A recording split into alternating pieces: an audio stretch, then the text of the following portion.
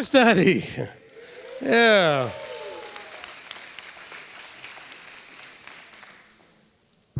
I apologize for the short delay. I had the readings separated and set on a piece of paper that was in a folder, and that folder ended up underneath a box. So I was like, "Where's this folder?" Underneath that's what we put. That's the papers we put it down on, Rob. Okay, so I'm going to blame Rob for putting it down on top of the papers that I pointed to and told him it was okay to put it on. Okay, so, and that's the last place I looked, of course, and I was like, oh. Anyway, all right, have you eaten and are you satisfied? Yes. Man, I miss doing that at the cafeteria.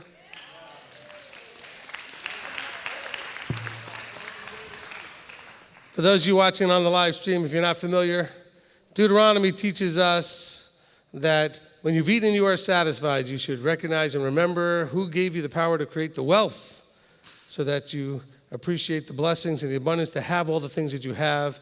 And so normally at Sukkot and at Passover, when we have these meetings, I have a microphone in the cafeteria, and I'm able to announce to the whole cafeteria, no matter what the other groups that might be there, have they eaten and are they satisfied, and then we pray. So let's pray. Afinu Malkeinu, our Father, our King, Father, we have eaten and we are satisfied. And actually, on a spiritual level, we're hungry. And we're looking forward to food. We want to thank you for providing us with the ability to have the wealth, for commanding us to have the second tithe so we can afford the things that we can afford at feasts, and that you always provide everything that we need. And so, Father, as we look forward to the study tonight, we're looking forward to being fed with the word, every word that comes forth from your mouth. Father, we're also satisfied with our physical hunger, being satisfied as we ate tonight.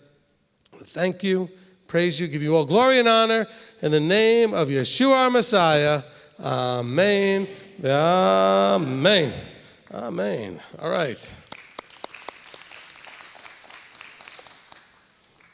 All right, we'll see if we can maybe sneak those in after the dinner meal, at least when we come back to do a class, or after lunch we do a class. We'll try to sneak one of those in there. All right, so for those of you that are used to this, we are about a half hour earlier than normal, but that's just because of the schedule here and the time availability. I know there may be some people that are challenged out on the West Coast because this is, it's only 4:30 out there, and they may still be, doing things or whatever. But what we're doing tonight is we're starting the Torah cycle again. For those of you that are new, so the tradition has been for many, many, many years, as in like thousands, to read the books of Genesis through Deuteronomy on an annual cycle.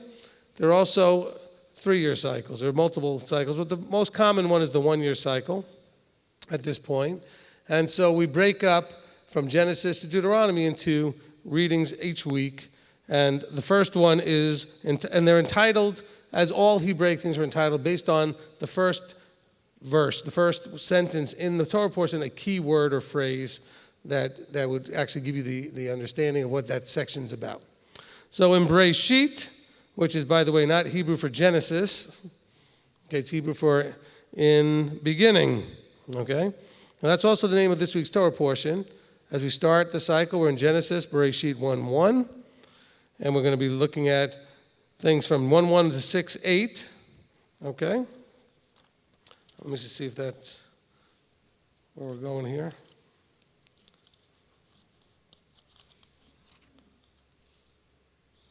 Yep, okay. 1:1 to 6:8. And so we're going to go ahead and read this. I've got 1, 2, 3, 4, 5, 6, 7, 8, 9, 10, 11 readings. Okay, what do we got there? Like 9 chairs, 10 chairs? 1, 2, 3, 4, 5, 6, 7, 8, 9. Okay, good. So we'll get another 2 people in there, and we got a couple in the wings, so that's probably perfect. Two more for there. Okay? And so we have 11 readings. So this is how this works. And if you're online, I know it's a little bit more challenging because you can't participate in the reading part. We used to do it with an interactive software where we could do that. Maybe sometime in the future we'll figure out a way to do it. But I also know that a lot of people have appreciated that things have worked a lot smoother and really functioned better since we switched to YouTube. So we're glad that we're on the YouTube now instead of the Adobe Connect. And it's also saving us a fortune. That Adobe Connect thing was pretty expensive. I think it was about $4,000 for the year, or $4,500, something like that, yeah. So, okay. So what we're going to do is I'm going to have a couple of announcements real quickly here at the beginning, and then we're going to go ahead and read the Torah portion, and then we'll go ahead and discuss the Torah portion. And so what I'd like you to be doing is taking notes, and by notes I mean anything that you might want to ask a question about or anything that you may want to make a comment about. And so you'll have that time ready. We will try to alternate back and forth between the live stream with those kind of questions. And actually, we need to be planning to have 3 wireless and not just 2 wireless for next time. So, and that way it'll be easier to have one for the live stream, one for the Q&A, and one for me. All right, so we'll do that. Otherwise, I'll have to put the headset on, and I really don't want to wear it for that long. Okay. And so we'll do that. All right, so let's go through some quick announcements here. First of all, we had a fabulous mikvah today.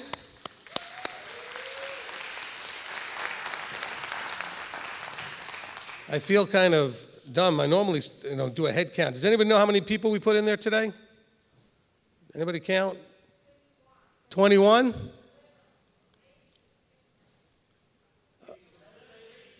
$11 ladies and 10 men. Thank you. Somebody counted. I knew we had 19, and I think a few more came. So it was 21. Wow, 21 people.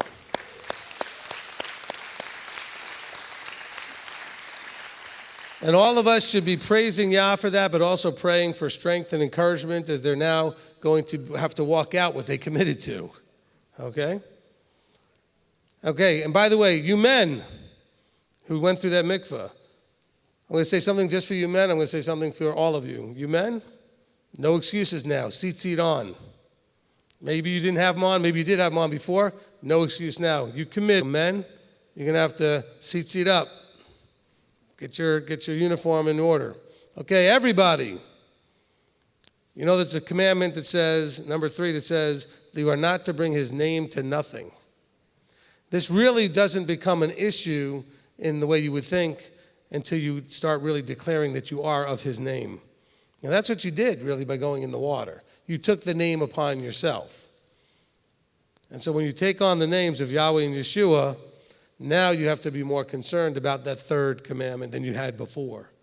Because really, in some senses, you weren't really able to break it until now. Because after all, you weren't really officially declared as a covenanted person in a formal sense. But now that you are, that 3rd commandment becomes very real. Okay? And again, it's not about how you pronounce the name. Go listen to the teaching, no other name. But it's about what you do to bring that name glory and honor or shame. Okay? Amen. Fantastic. So we had a really good time with that. We also did the Pidyon Haben, the redeeming of the firstborn, and we probably had about 15 people do that as well. So that was fantastic, and it was a very blessed opportunity for all of us to do that. All right. So upcoming things. So just like a reminder, we do our scripture reading again in the morning, tomorrow, as always. And then in the afternoon, we have our shofar clinic. Okay, so if you want to hear everything you want to know or didn't want to know, we're afraid to ask. We're going to talk about shofars tomorrow. Plus, make a joyful noise with a whole bunch of them. And if you'd like to purchase one, you can do that tomorrow. Okay, that'll be your opportunity to purchase a shofar. And then the marketplace will be open in the afternoon. Okay, the marketplace will be open in the afternoon. We'll try to actually even have it open during the shofar clinic for those that are not participating, as long as those in the back can do it quietly. Okay? All right, as long as you can do that quietly. Okay. And then, of course, in the evening after supper, I actually blocked out fellowship time. I want you guys to fall in love with each other. I want you guys to really get to know each other. And sometimes I forget that we need to actually schedule that in because we keep you guys so busy. You know, you don't really have the time to do that except afterwards, and then you're so tired and have to get up early, and it's rough. So we're going to have some fellowship time tomorrow scheduled, and then there'll be counseling sessions with me for the people that signed up for counseling. Okay, so we have those sessions, and I think we're pretty well fully booked for those for the rest of the event. Okay? If something comes up urgently, let me know, and we can see about making a space for you. And all people with metal water bottles, stop knocking them over. Okay. Or perches spilling on the floor or anything else. Okay. One more thing to make sure to get out there. Oh, by the way, that was fantastic. I can't wait to see the picture. I couldn't even believe how, you guys look very spread out here, but when we fit into that amphitheater, boy, did we fill that thing up. And so that was awesome. And that's going to get posted on the website and on Facebook, so you guys will get to see the picture and everything. It's fantastic. Okay. And then on Thursday, we have free day. So for some of you who've never kept a feast with us, we have done something sort of unique. A lot of groups would never do this. Actually, a lot of groups don't even keep the whole week. But it came to my attention when we first started doing these things back in 99 or 2000, so it's been a long time, about almost 20 years. People would ask to see the schedule, and I said, why do you, just curious why you need the schedule. I said, well, I got to figure out what I can miss because I want to go and see this site. I've never been to North Carolina before. Back then it was Tennessee. I've never been here before, and I want to make sure to get to see some of the sites, and I don't want to miss anything, that I really wanted to participate in. So we said, well, how about if we just block out a day to do that? So we give you what we call free day. Okay, that's a day where you get to go out and see the sites. Maybe you'll go see the Biltmore. Maybe you'll go up in the mountains. Maybe you'll check out Asheville. There's all kinds of great things around for you to do. Okay, it's also a time for you to eat something other than what we're eating in the cafeteria here, which has been very good. But then, you get to go out there, and instead of it being whatever they put out, you get to choose your own thing. Okay, so you're going to eat your meals after breakfast. Everything is you on your own. Now, for the ladies, Marco Polo ladies group.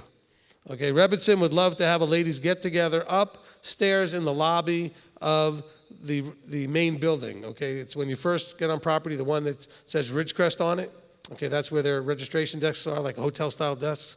Okay, there's a lobby upstairs with some chairs and couches and that kind of thing. And so they thought they might just have a little ladies get-together on Thursday night at the end of free day, meeting at about 8 o'clock. So you have time to eat dinner out and do all your other things and come back around 8 o'clock all for like a little reunion ladies time up on the lounges up there. Okay, so just kind of make a note of that for Thursday night. Okay, that's not tomorrow. This Thursday night, free day, 8 o'clock. All right, I think that should cover it as far as things that I need to let you know. We'll keep announcing things as they come up. All right.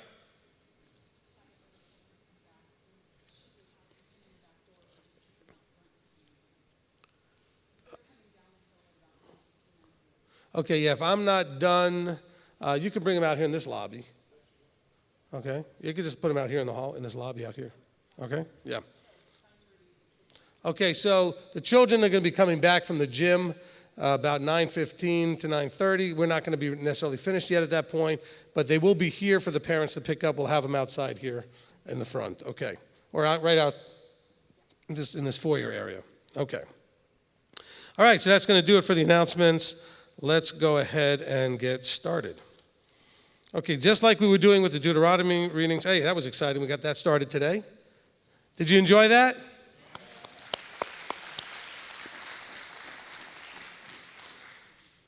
Some of you missed it because you were sleeping in or something. Okay, you missed some good stuff. There's nothing better than hearing the word read. You missed the best stuff. Okay? Because some of you are thinking, well, I can read it myself and everything else. It's not the same. You missed something. I want to encourage you. The most important thing going on here, other than the 2 holy day services and the Shabbat, are those readings. That is the most important things happening here this week. Okay? That's it, period. There's no arguing, okay? Try to be here. If you're having a problem making it that early, go to bed earlier. But Rabbi, you're keeping up all night. Well, I'm sorry. Hey, I'm living on 5 hours sleep, okay? And I know exactly because I have a sleep apnea machine, right? And I've got an app that tells me exactly how long I was asleep, how long I had the mask on. So I know I've been getting 5-6 hours sleep. Last night was 5. And you know what? I'll be up till midnight again tonight. You got to do what you got to do. But you can't miss these things. These are the things that you should be. This is the reason you should be here. Okay? For that is the biggest part. Look, I went to feasts that were hosted by another organization years ago, where basically it was 2 hours of service every morning and then go play. And the 2 hours of service was some of the same old rehashed stuff that you'd always heard. And if the speaker was one of your pastors, you probably had already heard it. They were bringing out something that you heard, and they were just other people maybe didn't hear. But instead, You could be here and freshly read the Word with a fresh discussion, with questions that who knows what anybody's going to ask or comment on. Okay? It's just awesome stuff. All right. Bereshith. In the beginning, or in beginning, actually, because it's Bereshith, not Bareshith, so it's just in beginning, okay? Because people think it's in the beginning, and I know that sounds like a subtle thing, but it might be important. So we're going to go ahead and call readers up one at a time. I'm going to recite a blessing over each one. I'll tell you what verses you're going to read to and from, so you know where you're going to start, where you're going to stop, and then afterwards we're going to discuss all this when we finish, after we get through to chapter 6. All right, let's begin. Kathy. Oops. Get this over here. Is that okay where that is? Is that all right? Okay. All right. He who blessed our fathers, Abraham, Isaac, and Jacob, may he bless Kathy, who's come up to honor Yahweh in the Torah. May the set-apart one bless her and her family and send blessing and prosperity on all the works of her hands. Amen. Okay. Kathy's going to get us started in chapter 1 with the first 15 verses. In the beginning, Elohim created the heavens and the earth. And the earth came to be formless and empty, and darkness was on the face of the deep. And the Spirit of Elohim was moving on the face of the waters. And Elohim said, "Let light come to be." And light came to be. Elohim saw the light, that it was good. And Elohim separated the light from the darkness. And Elohim called the light day, and the darkness he called night. And there came to be evening, and there came to be morning, one day. And Elohim said, "Let an expanse come to be in the midst of the waters, and let it separate the waters from the waters." And Elohim made the expanse, and separated the waters which were under the expanse from the waters which were above the expanse. And it came to be so. And Elohim called the expanse heavens. And there came to be evening, and there came to be morning, the second day. And Elohim said, "Let the waters under the heavens be gathered together into one place, and let the dry land appear." And it came to be so. And Elohim called the dry land earth, and the collection of the waters he called seas. And Elohim saw that it was good. And Elohim said, "Let the earth bring forth grass, the plant that yields seed, and the fruit tree that yields fruit according to its kind, whose seed is in itself on the earth."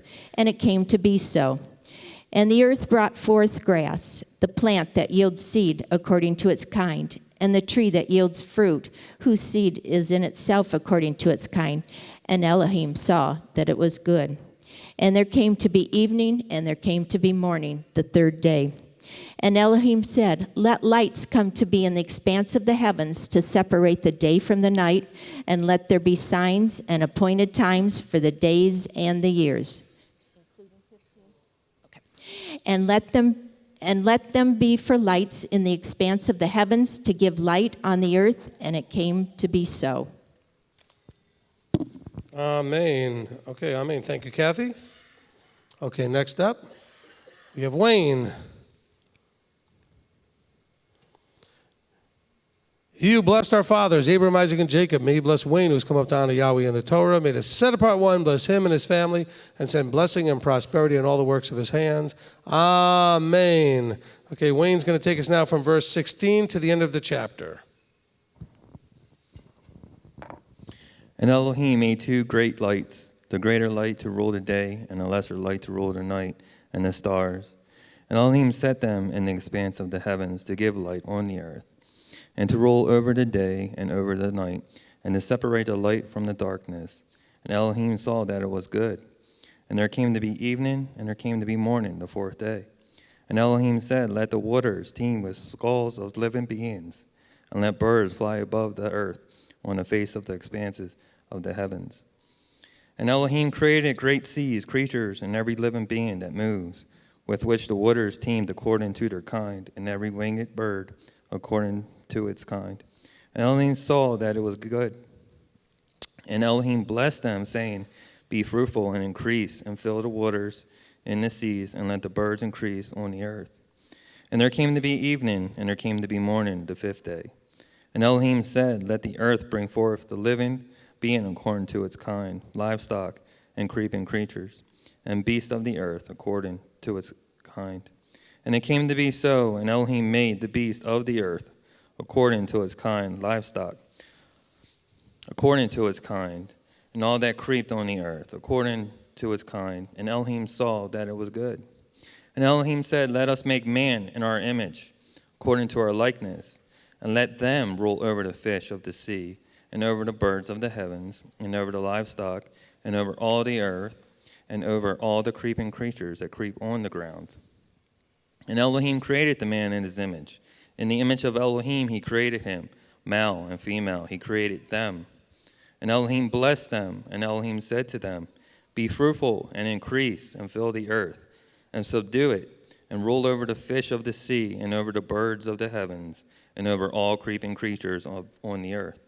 And Elohim said, see, I have given you every plant that yields seed, which is on the face of the earth, and every tree whose fruit yields seed. To you it is for food. And to every beast of the earth, and to every bird of the heavens, and to every creeping creature on the earth, in which there is a living being, every green plant is for food. And it came to be so. And Elohim saw all that he had made, and see, it was very good. And there came to be evening, and there came to be morning, the sixth day. Amen. Thank you, Wayne. Okay. And your name tag's backwards, or I could read it. There we go. He who blessed our fathers, Abraham, Isaac, and Jacob, may he bless Jeff, who's come up to honor Yahweh in the Torah. May the set-apart one bless him and his family, and send blessing and prosperity in all the works of his hands. Amen. Okay, Jeff's going to take us now to chapter 2 and read the first 14 verses, 1 through 14. Thus the heavens and the earth were completed, and all their array. And in the seventh day Elohim completed his work which he had done, and he rested on the seventh day from all his work which he had made. And Elohim blessed the seventh day and set it apart, because on it he rested from all his work which Elohim in him creating had made. These are the births of the heavens and the earth when they were created, in the day that Yahweh Elohim made earth and heavens. Now no shrub of the field was yet on the earth, and no plant of the field had yet sprung up. For Yahweh Elohim had not sent rain on the earth, and there was no man to till the ground. But a mist went up from the earth and watered the entire surface of the ground. And Yahweh Elohim formed the man out of dust from the ground, and breathed into his nostrils breaths of life. And the man became a living being. And Yahweh Elohim planted a garden in Eden to the east, and there he put the man whom he had formed. And out of the ground Yahweh Elohim made every tree grow that is pleasant to the sight and good for food, and with the tree of life in the midst of the garden, and the tree of the knowledge of good and evil. And a river went out of Eden to water the garden, and from there it divided and became 4 riverheads. The name of the first is Pishon. It is the one surrounding the entire land of Havilah, where there is gold. And the gold of that land is good. Bdellium is there, and the Shoham stone. And the name of the second river is Gihon. It is the one surrounding the entire land of Cush. And the name of the third river is Hiddekel. It is the one which goes toward the east of Ashur. And the fourth river is the Euphrates. Amen. Amen. Thank you, Jeff. Okay, next up is George. He who blessed our fathers, Abraham, Isaac, and Jacob, may he bless George, who's come up to honor Yahweh in the Torah. May the set-apart one bless him and his family, and send blessing and prosperity in all the works of his hands. Amen. Okay, George, take us now from verse 16 to the end of the chapter. 15? 16.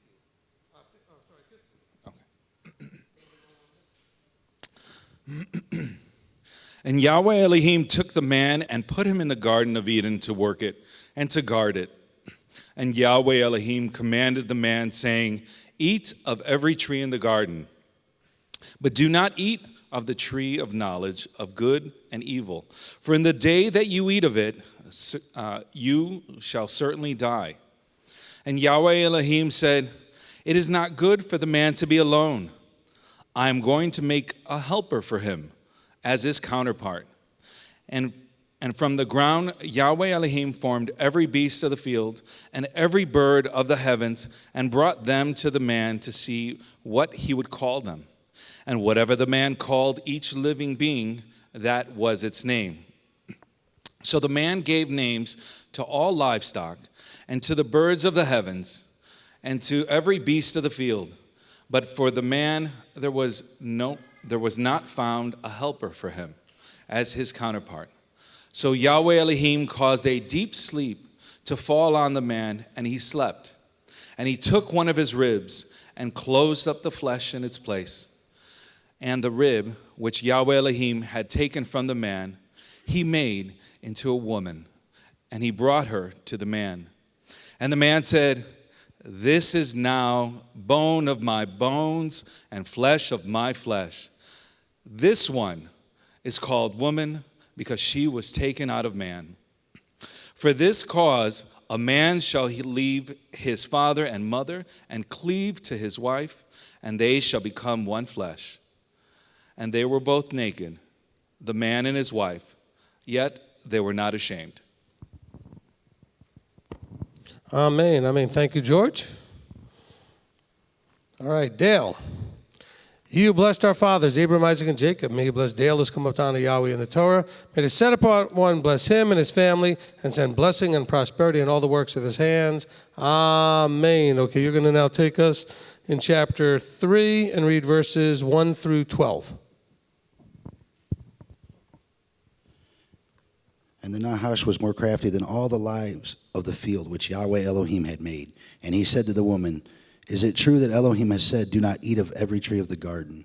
And the woman said to the Nahash, "We are to eat of the fruit of the trees of the garden, but of the fruit of the tree which is in the midst of the garden, Elohim has said, 'Do not eat of it, nor touch it, lest you die.' And the Nahash said to the woman, 'You shall certainly not die, for Elohim knows that in that day you eat of it, your eyes shall be opened, and you shall be like Elohim, knowing good and evil.' And the woman saw that the tree was good for food, that it was pleasant to the eyes, and a tree desirable to make one wise. And she took of its fruit and ate. And she also gave to her husband with her, and he ate. Then the eyes of both of them were opened, and they knew that they were naked, and they sewed fig leaves together and made loin coverings for themselves. And they heard the voice of Yahweh Elohim walking about in the garden in the cool of the day. And Adam and his wife hid themselves from the presence of Yahweh Elohim among the trees of the garden. And Yahweh Elohim called unto Adam and said to him, "Where are you?" And he said, "I heard your voice in the garden, and I was afraid because I was naked, so I hid myself." And he said, "Who made you know that you were naked? Have you eaten of the tree which I commanded you that you should not eat?" And the man said, "The woman who you gave to be with me, she gave me of the tree, and I ate."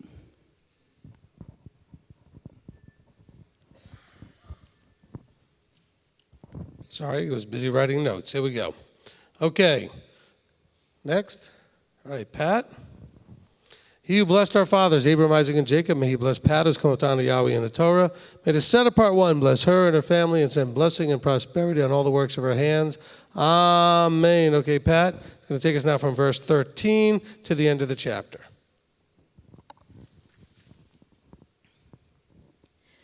And Yahweh Elohim said to the woman, What is this you have done? And the woman said, The Nahash deceived me, and I ate. And Yahweh Elohim said to the Nahash, Because you have done this, you are cursed more than all livestock, and more than every beast of the field. On your belly you are to go, and eat dust all the days of your life. And I put enmity between you and the woman, and between your seed and her seed. He shall crush your head, and you shall crush his heel. To the woman he said, I greatly increase your sorrow and your conception. Bring forth children in pain, and your desire for your husband, and he does rule over you. And to the man he said, Because you have listened to the voice of your wife, and have eaten of the tree of which I commanded you, saying, Do not eat of it, cursed is the ground because of you. In toil you are to eat of it all the days of your life, and the ground shall bring forth thorns and thistles for you, and you shall eat the plants of the field. By the sweat of your face you are to eat bread until you return to the ground, for out of it you were taken. For dust you are, and dust you return. and to dust you return. And the man called his wife's name Hawa, because she became the mother of all living. And Yahweh Elohim made coats of skin for the man and his wife and dressed them. And Yahweh Elohim said, "See, the man has become like one of us, to know good and evil. And now lest he put out his hand and take also of the tree of life and eat and live forever." So Yahweh Elohim sent him out of the Garden of Eden to till the ground from which he was taken. And he drove the man out, and he placed cherubim at the east of the Garden of Eden, and a flaming sword, and turned every way to guard the way to the tree of life. Amen. Amen. Okay, thank you, Pat. Okay, Lisa. He who blessed our fathers, Abraham, Isaac, and Jacob, and he blessed Lisa, who's come up down to Yahweh in the Torah, made a set-apart one, bless her and her family, and send blessing and prosperity in all the works of her hands. Amen. Okay, Lisa's going to take us now to chapter 4 and read verses 1 through 12. And Adam knew Hava his wife, and she conceived and bore Cain, and said, "I have gained a man, Yahweh." And again she gave birth to his brother Abel. And Abel became a keeper of sheep, but Cain became a tiller of the ground. And it came to be in the course of time that Cain brought an offering of the fruit of the ground to Yahweh. And Abel also brought of the firstborn of his flock and of their fat. And Yahweh looked to Abel and his offering, but he did not look to Cain and his offering. And Cain was very wroth, and his face fell. And Yahweh said to Cain, "Why is he wroth towards you, and why is your face fallen? Is it not if you do good you are to be accepted, and if you do not do good, towards the door is a sin? He is lying, and towards you is his desire, and you must rule over him." And Cain told Abel his brother, and it came to be when they were in the field that Cain rose up against Abel his brother and killed him. And Yahweh said to Cain, "Where is Abel your brother?" And he said, "I do not know. Am I my brother's guard?" And he said, "What have you done? The voice of your brother's blood cries out to me from the ground. And now you are cursed from the earth, which has opened its mouth to receive your brother's blood from your hand. If you till the ground, it shall no longer yield its strength to you. You shall be a fugitive and a wanderer on the earth." Amen. Amen. All right, Shira. He who blessed our fathers, Abraham, Isaac, and Jacob, may he bless Shira, who's come up down to Yahweh in the Torah. May the set-apart one bless her and her family and send blessing and prosperity on all the works of her hands. Amen. Okay, Shira is now going to take us from verse 13 to the end of chapter 4.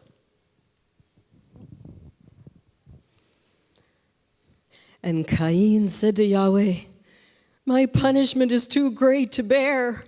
See, you have driven me from the face of the ground today, and I am hidden from your face. I shall be a fugitive and a wanderer on the earth, and it shall be that anyone who finds me kills me." And Yahweh said to him, "Well, if anyone kills Cain, vengeance is taken on him sevenfold." And Yahweh set up a sign for Cain, lest anyone finding him strikes him. So Cain went out from the presence of Yahweh and dwelt in the land of Nod, on the east of Eden. And Cain knew his wife, and she conceived and bore Hanok. And he built a city and called the name of the city after the name of his son, Hanok. And to Hanok was born Irad, and Irad brought forth Mechuyael, and Mechuyael brought forth Methusael, and Methusael brought forth Lamech. And Lamech took for himself 2 wives. The name of the one was Adah, and the name of the second was Tzila. And Adah bore Yaval.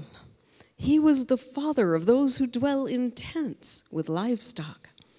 And his brother's name was Yuval, and he was the father of all those who play the lyre and the flute.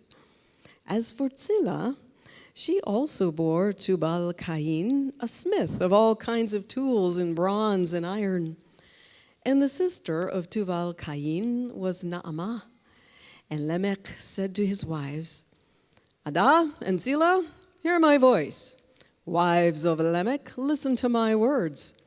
For I have killed a man for wounding me, even a young man for hurting me. For Cain is avenged sevenfold, and Lamech 77-fold. And Adam knew his wife again, and she bore a son and called his name Shet. For Elohim has appointed me another seed instead of Hevel, because Cain had killed him. And to Shet, to him also a son was born, and he called his name Enosh. And it was begun to call on the name of Yahweh. Amen. Amen. Okay, thank you, Shira. Okay, next up, Jonathan. He who blessed our fathers, Abraham, Isaac, and Jacob, may he bless Jonathan, who's come down to Yahweh in the Torah. May the set-apart one bless him and his family and send blessing and prosperity in all the works of his hands. Amen. Okay, Jonathan, chapter 5, verses 1 through 17. This is the book of the genealogy of Adam. In the day that Elohim created man, he made him in the likeness of Elohim. Male and female, he created them, and he blessed them and called them name Adam in the day they were created. And Adam lived 130 years and brought forth a son in his own likeness after his image and called his name Sheth. And after he brought forth Sheth, the days of Adam were 800 years, and he brought forth sons and daughters. So all the days that Adam lived were 930 years, and he died.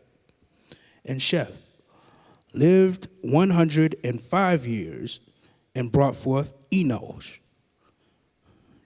And after he brought forth Enosh, Sheth lived 807 years and brought forth sons and daughters. So all the days of Sheth were 912 years, and he died. And Enosh lived 90 years and brought forth Canaan. And after he brought forth Canaan, Enosh lived 815 years and brought forth sons and daughters. So all the days of Enosh were 905 years, and he died. And Canaan lived 70 years and brought forth Mahalalel. And after he brought forth Mahalalel, Canaan lived 840 years and brought forth sons and daughters. So all the days of Canaan were 910 years, and he died. And Mahalalel lived 65 years and brought forth Yered. And after he brought forth Yered, Mahalalel lived 830 years and brought forth sons and daughters. So all the days of Mahalalel were 895 years, and he died. Amen. Excellent job there, Jonathan. All right. Next up.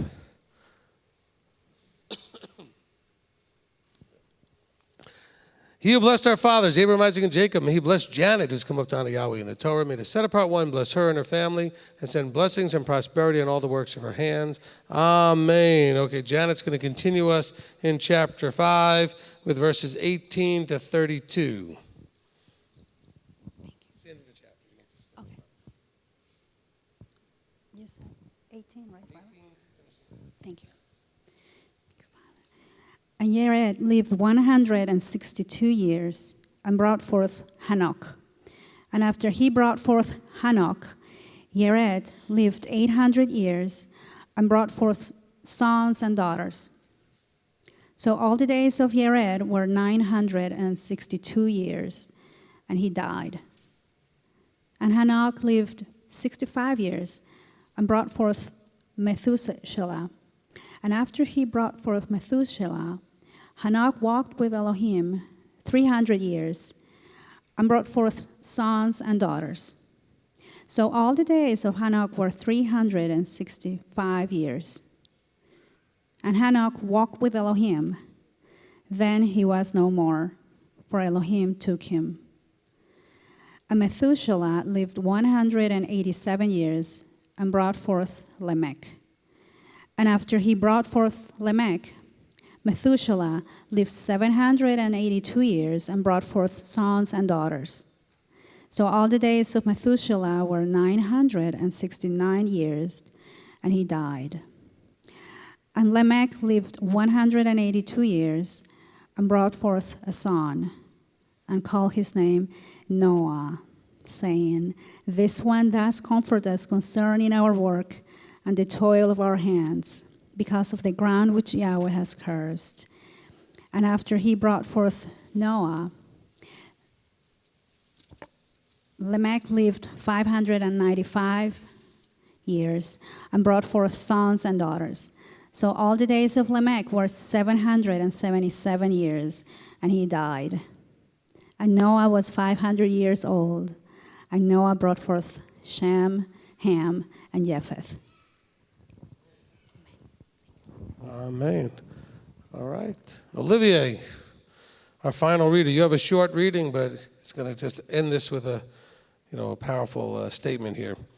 He who blessed our fathers, Abraham, Isaac, and Jacob, may he bless Olivier, who's come up to honor Yahweh in the Torah. May the set apart one bless him and his family, and send blessing and prosperity on all the works of his hands. Amen. Okay, Olivier chapter 6, verses 1 through 8. Thank you. And it came to be, when men began to increase on the face of the earth, and daughters were born to them, that the sons of Elohim saw the daughters of men, that they were good. And they took wives for themselves of all whom they chose. And Yahweh said, My spirit shall not strive with man forever in his going astray. He is flesh, on his days shall be 120 years. The Nephilim were on the earth in those days, and also afterwards, when the sons of Elohim came into the daughters of men, and they bore children to them. Those were the mighty men who were of old, the men of name. And Yahweh saw that the wickedness of man was great in the earth, and that every inclination of the thoughts of his heart was only evil continually. And Yahweh was sorry that he had made man on the earth, and he was grieved in his heart. And Yahweh said, I am going to wipe off man whom I have created from the face of the ground, both man and beast, creeping creature and birds of the heavens. For I am sorry that I have made them. But Noah found favor in the eyes of Yahweh.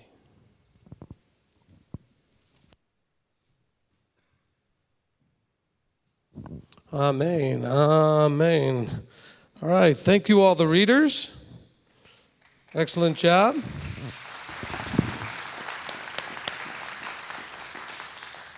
We have the traditional closing blessing.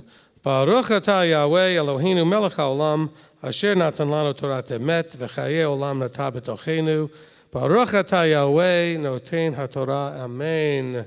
Blessed are you, Yahweh our Elohim, King of the universe, who has given us a Torah of truth and has planted eternal life in our midst. Blessed are you, Yahweh, giver of the Torah. Amen. Amen. Okay. So, that concludes our very first reading of this Torah cycle.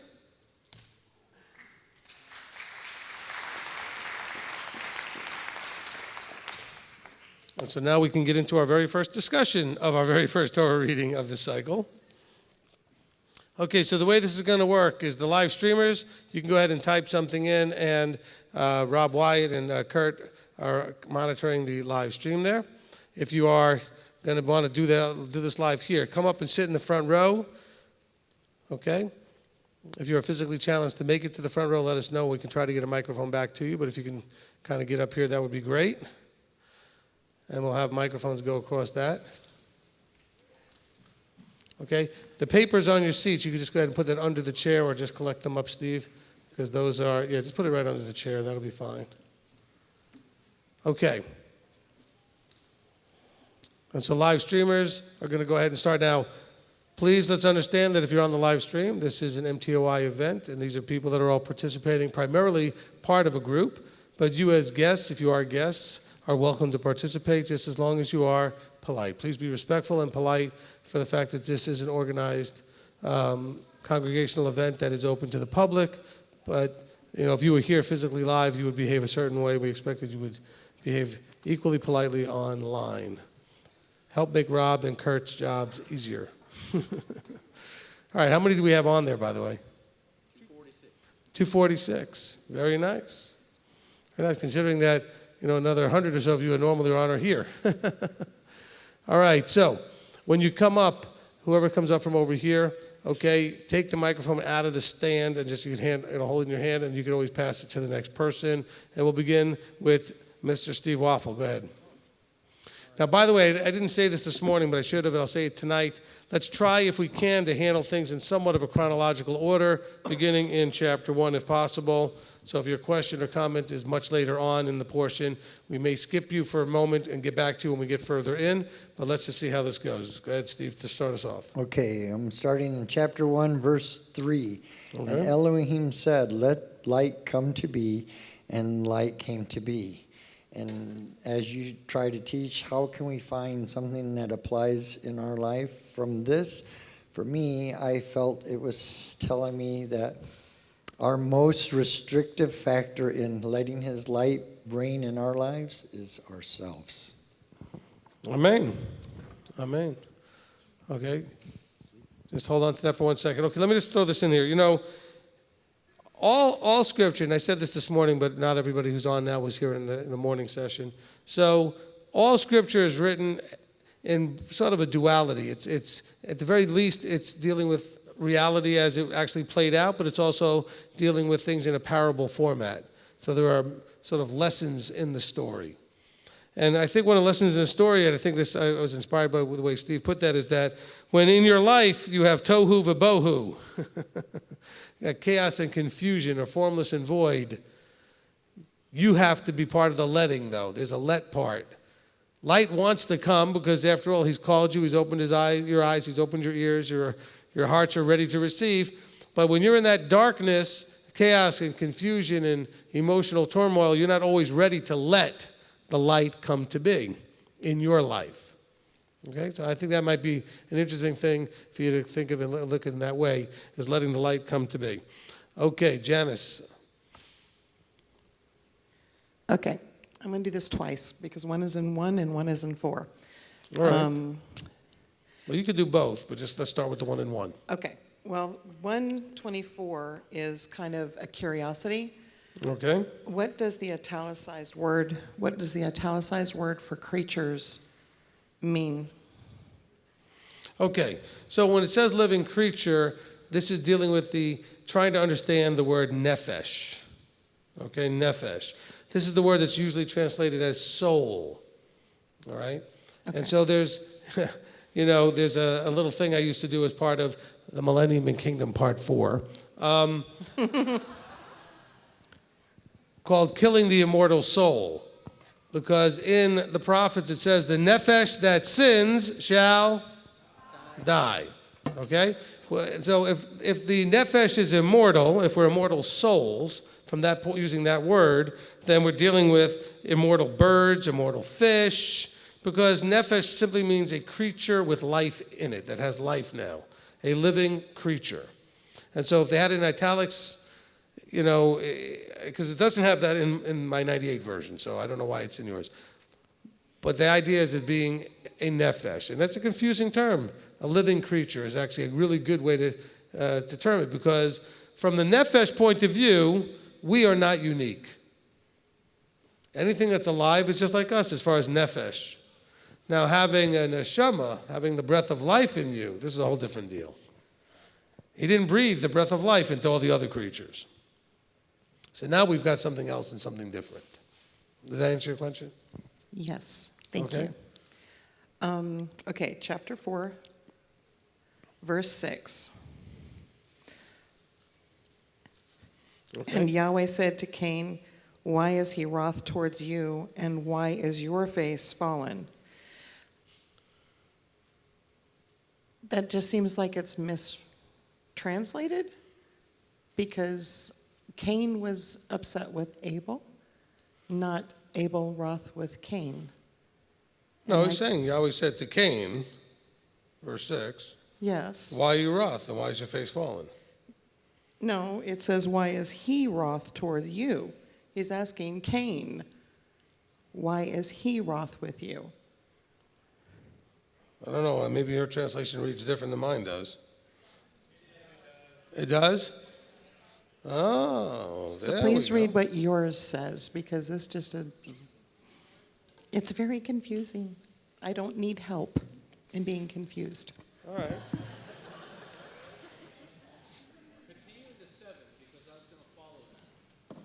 Okay. Now that I closed it. Yeah, I don't know why it's translated like that in the newer version. That doesn't make any sense. Okay? Mine says, and Yahweh said to Cain, why are you wroth and why is your face fallen? Okay. Now, I don't have the Hebrew in front of me to start to figure out why they may have decided to make that change. Look, the 98 version compared to the 2009 version, there are some really good changes I think they did make going into the newer version. I think they made some mistakes as well. Listen, I don't even think the 98 one's perfect either. I'm just saying, it's the one we use. It's one of the better ones. It's the one I've been used to, and so I use it. I certainly don't require everybody else to use it. I happen to like it in general. I get frustrated at times. Look, I've made changes that you're all aware of when I read. I don't know why they made that change. Okay, it's just like in wherever the word altar is, it's now a slaughter place. Except not all altars are slaughter places. Some of them get incense on them. Okay, so it's not always the best changes that they made, but there are other ones that I think are really good. Okay, so just so you know that. So I don't know why it says that. Clearly, it was Cain that was upset, and he was upset with his brother. Abel wasn't upset with him at all. Okay? Not in what we're reading here anyway. Okay. Are you getting ones on the live stream for chapter 1? I want to make sure we kind of have the time to go back and forth. I don't want to keep it all on one side.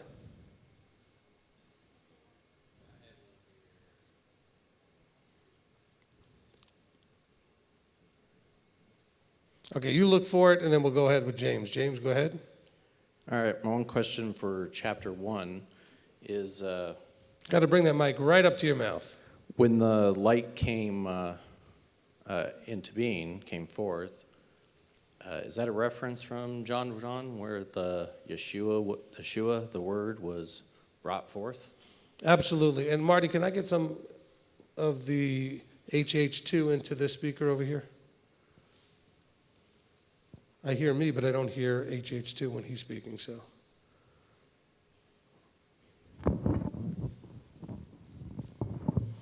All right. We have a teaching called Yeshua, the Light of the World.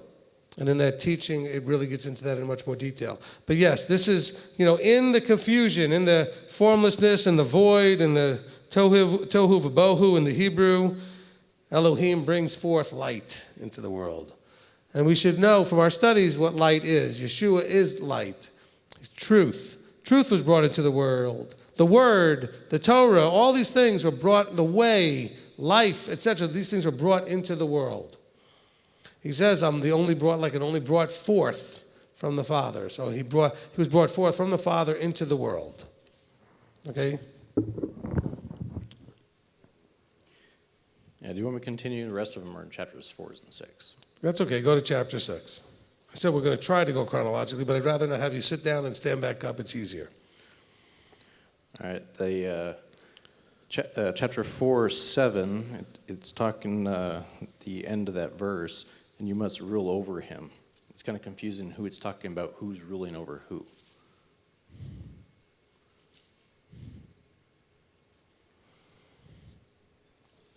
Okay, I think in the newer translation, it tried to make it much more a battle, but too much a battle between the two brothers and not really trying to have Cain deal with his emotional problem. Okay? In verse 7, it says, if you do well, is there not acceptance? And if you do not do well, sin is crouching at the door, and its desire is for you, but you should master it. Okay, so you need to master your emotions that leads you to sin, is what he's saying, and you allowed yourself to be offended and upset. And so instead of taking ownership, you started to point the finger and get mad at the one that made, theoretically, in his head, I'm guessing, he thought it wasn't what I did that was a problem. Hebel made me look bad. No, you made you look bad. But we do this as human beings all the time, don't we? You see brothers and sisters or children, brothers and brothers, sisters, they do that all the time. They'll get mad at the other sibling because one did right, one did wrong. Instead of owning their wrong, they were like, well, if you didn't do good, but you did wrong too, then I wouldn't be in trouble. This is the foolishness. We see here that, Cain makes an offering. He brings an offering of the fruit. He brings fruit. He brings an offering. But we see the Hevel brings the first fruit, the firstborn, and their fat. He brings the best. And so there clearly was some sort of difference between that. And also, if you remember Genesis 1, we just said that light, truth, Torah, the word, Yeshua, etc., was brought into the world at that time. So when they're making offerings, we should know that they should have known. And that's really the essence here of what Yahweh says to Cain. He said, if you do what's right, if you do what's expected, aren't you accepted also? Which means he should have known. Now, we don't have the verses that show he was instructed on offerings. But I think it's a reasonable assumption that that was the case. I can't imagine any parent, certainly not the perfect creator of the universe, looking down and saying, well, if you do what's right, if you do well, won't it be acceptable? In other words, and the kid's not sitting there going, what do you mean if I do right? What did I do wrong? I just gave you an offering. Clearly, he should have known. We can read into that, I think, that inference. But we don't see the instruction, though. So we have to infer, okay? And so I think your question comes out of a poorly worded translation. Yeah, 4:14. Who is Cain afraid who's going to kill him? At that point, there's now only 3 people on the planet. Okay, you got to really stick that almost in your mouth. I can't hear you. So 4:14, Cain's afraid that when he gets sent out, that people who find him are going to kill him. At this point, he killed his brother. You have his parents and him on the planet. Ah, there's one of those good dynamite questions that won't stir up anything. Next person.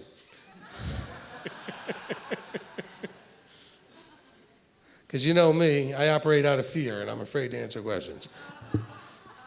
That was for you. Okay. That's an inside joke. Okay, so,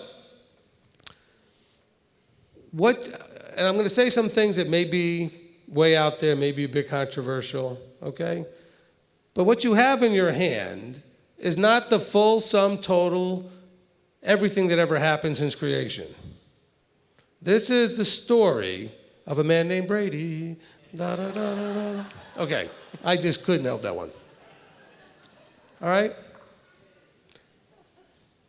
This is a story of a line that leads eventually straight to Yeshua.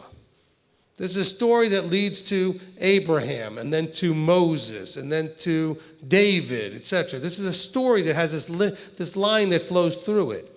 And even today, we read some of the lineages, and in those lineages, where it said, and they had sons and daughters, and they had sons and daughters. But those are not insignificant people. They're just not significant to this story. I mean, how much do you know about at least 8 to maybe even 10 of the apostles? Nothing. Okay, you don't say you know at least 4 of them because you have 4 gospels. You know, some of those are not written by apostles. I tell people name the 12 apostles. I go, okay, let's say Matthew, Mark, Luke, John. I'm sorry, you already messed up. Okay?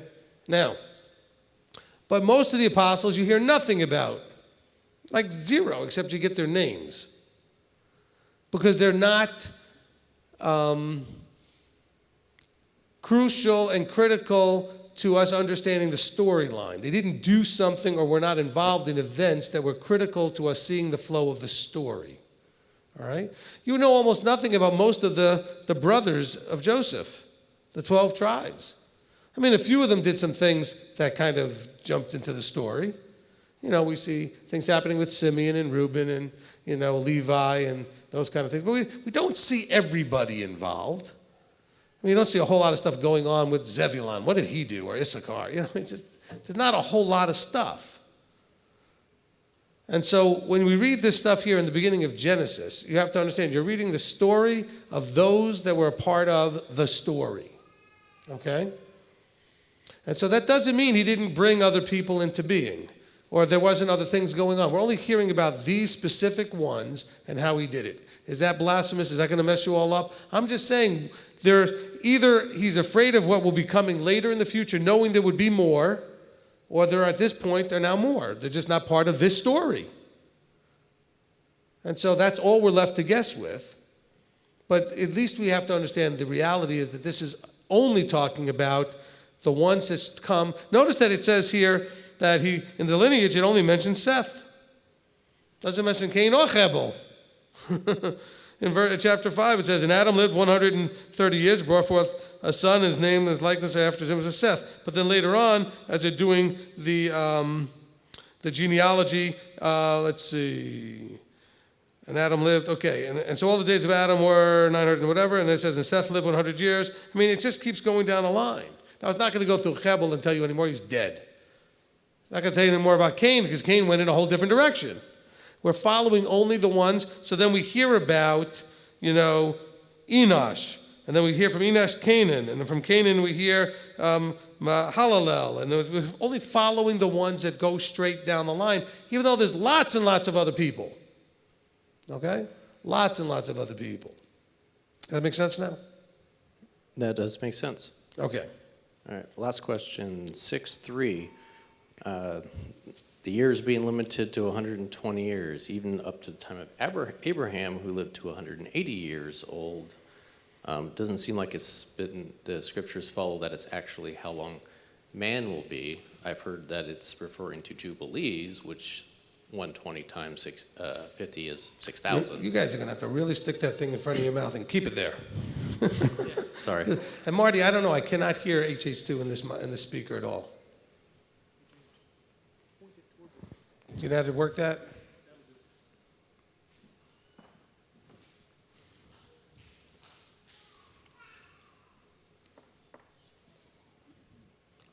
Brian, do you know what to do to get that on, or is he not there?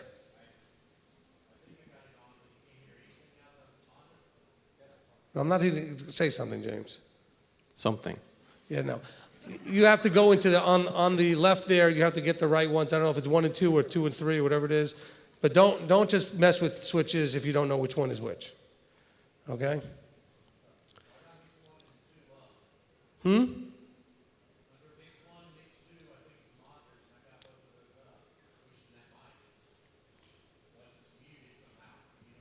Okay, put everything back to whatever it was before you started messing around, and don't worry about it. Okay, because we're going to get in trouble with Marty. Going to start messing with the board and screwing the whole thing up. Okay, so back to you. Say your question again. All right, so 6:3. So Yahweh saying his spirit's not always going to dwell with man. Oh yeah, limit okay, to so 120 years. Thing. Okay. But everyone seems to be living much longer than that. Even the time of Abraham, he lived 180 years old. Seems more if he's referring to something else. I've heard that some people say that's talking about 120 Jubilees, which is 6,000 years. Okay, but we've already almost passed that anyway. Okay? So that doesn't actually match up. Okay, let me help you guys with this answer. This is a good question because it helps open up a problem that needs to be brought in. If you look at chapter 2, we're going to find our answer in chapter 2. Not exactly, but kind of, okay? Now, all throughout chapter 1, he said, and this happened and that happened, it was evening, it was morning, day 1, day 2, day 3, right? How many days did we cover? We covered 7 days. So we get to chapter 2 and verse 4. It said, these are the births of the heavens and the earth when they were created in the day that Yahweh Elohim made heaven and earth. In the day? Wait a minute, I just read about 7 days. What do you mean in the day? Don't get caught up on literalness or whatever it is, the being exact and literal, when sometimes things are giving you an idiomatic phrase. It says, in the time period, in the day, in the time that he did this, okay? In the period, when we talk about the old days, okay, well, how many days is that? Years, months? I mean, it's not a time frame. It's talking about a period of time. You know, back in my day, in your day, what does that mean, back in my day? On your birthday? What do you mean, your day? Back in my day, we did things a little different. Okay, we're talking about a period of time. So during this period of time, Elohim made the heavens and the earth and all those things. So the same thing with 120 years. Okay, he did not say that they might not have a few that live longer or a few that lived less. Because, by the way, an awful lot of them never made it to 120 years. He was giving that as the framework, as the general limiter. Most people would be around that framework. They were no longer going to be 900 years, 800 years, etc. All right? All right? Because I was looking around, where'd he go? Okay, he was there this morning and he's there again. Okay, good. All right? So we have to find, but these are where we find these little nuggets. I wrote that in my notes because that's the first time I kind of saw that verse and said I probably need to comment on that. Because he says, this is what he did in the day that Yahweh did this. The day, look, we're looking forward to the terrible day of Yahweh, which we know is going to be a few years. It's the end time events, including the tribulation of 7 years. But it's the day. It's not a day, it's a period of time. And I love how everybody wants to look for their timing mechanism for eschatology, for end times. Well, he's talking about 120 Jubilees. Well, you know what? It is 2019. When I was first hearing anybody talking about 6,000 years, it was probably 1987 or so. See, one of the pastors in the place I was attending was trying to explain that whole concept of a day is like 1,000 years and blah, blah, blah, blah, blah, and the Sabbath being the seventh, et cetera, and he did his, as many teachers do, count based on all of these dates and everything else to figure out what year we were in and what was the likely timing of the 6,000 years. And so I started researching. And pretty much back in those days, everybody ended up around somewhere between 2015 and 2021 at the most. Okay, somewhere in that 2019. I mean, almost nobody was past 2017 or 19, but there was, I mean, it's just off a couple of years or whatever, but we're going to pass all that.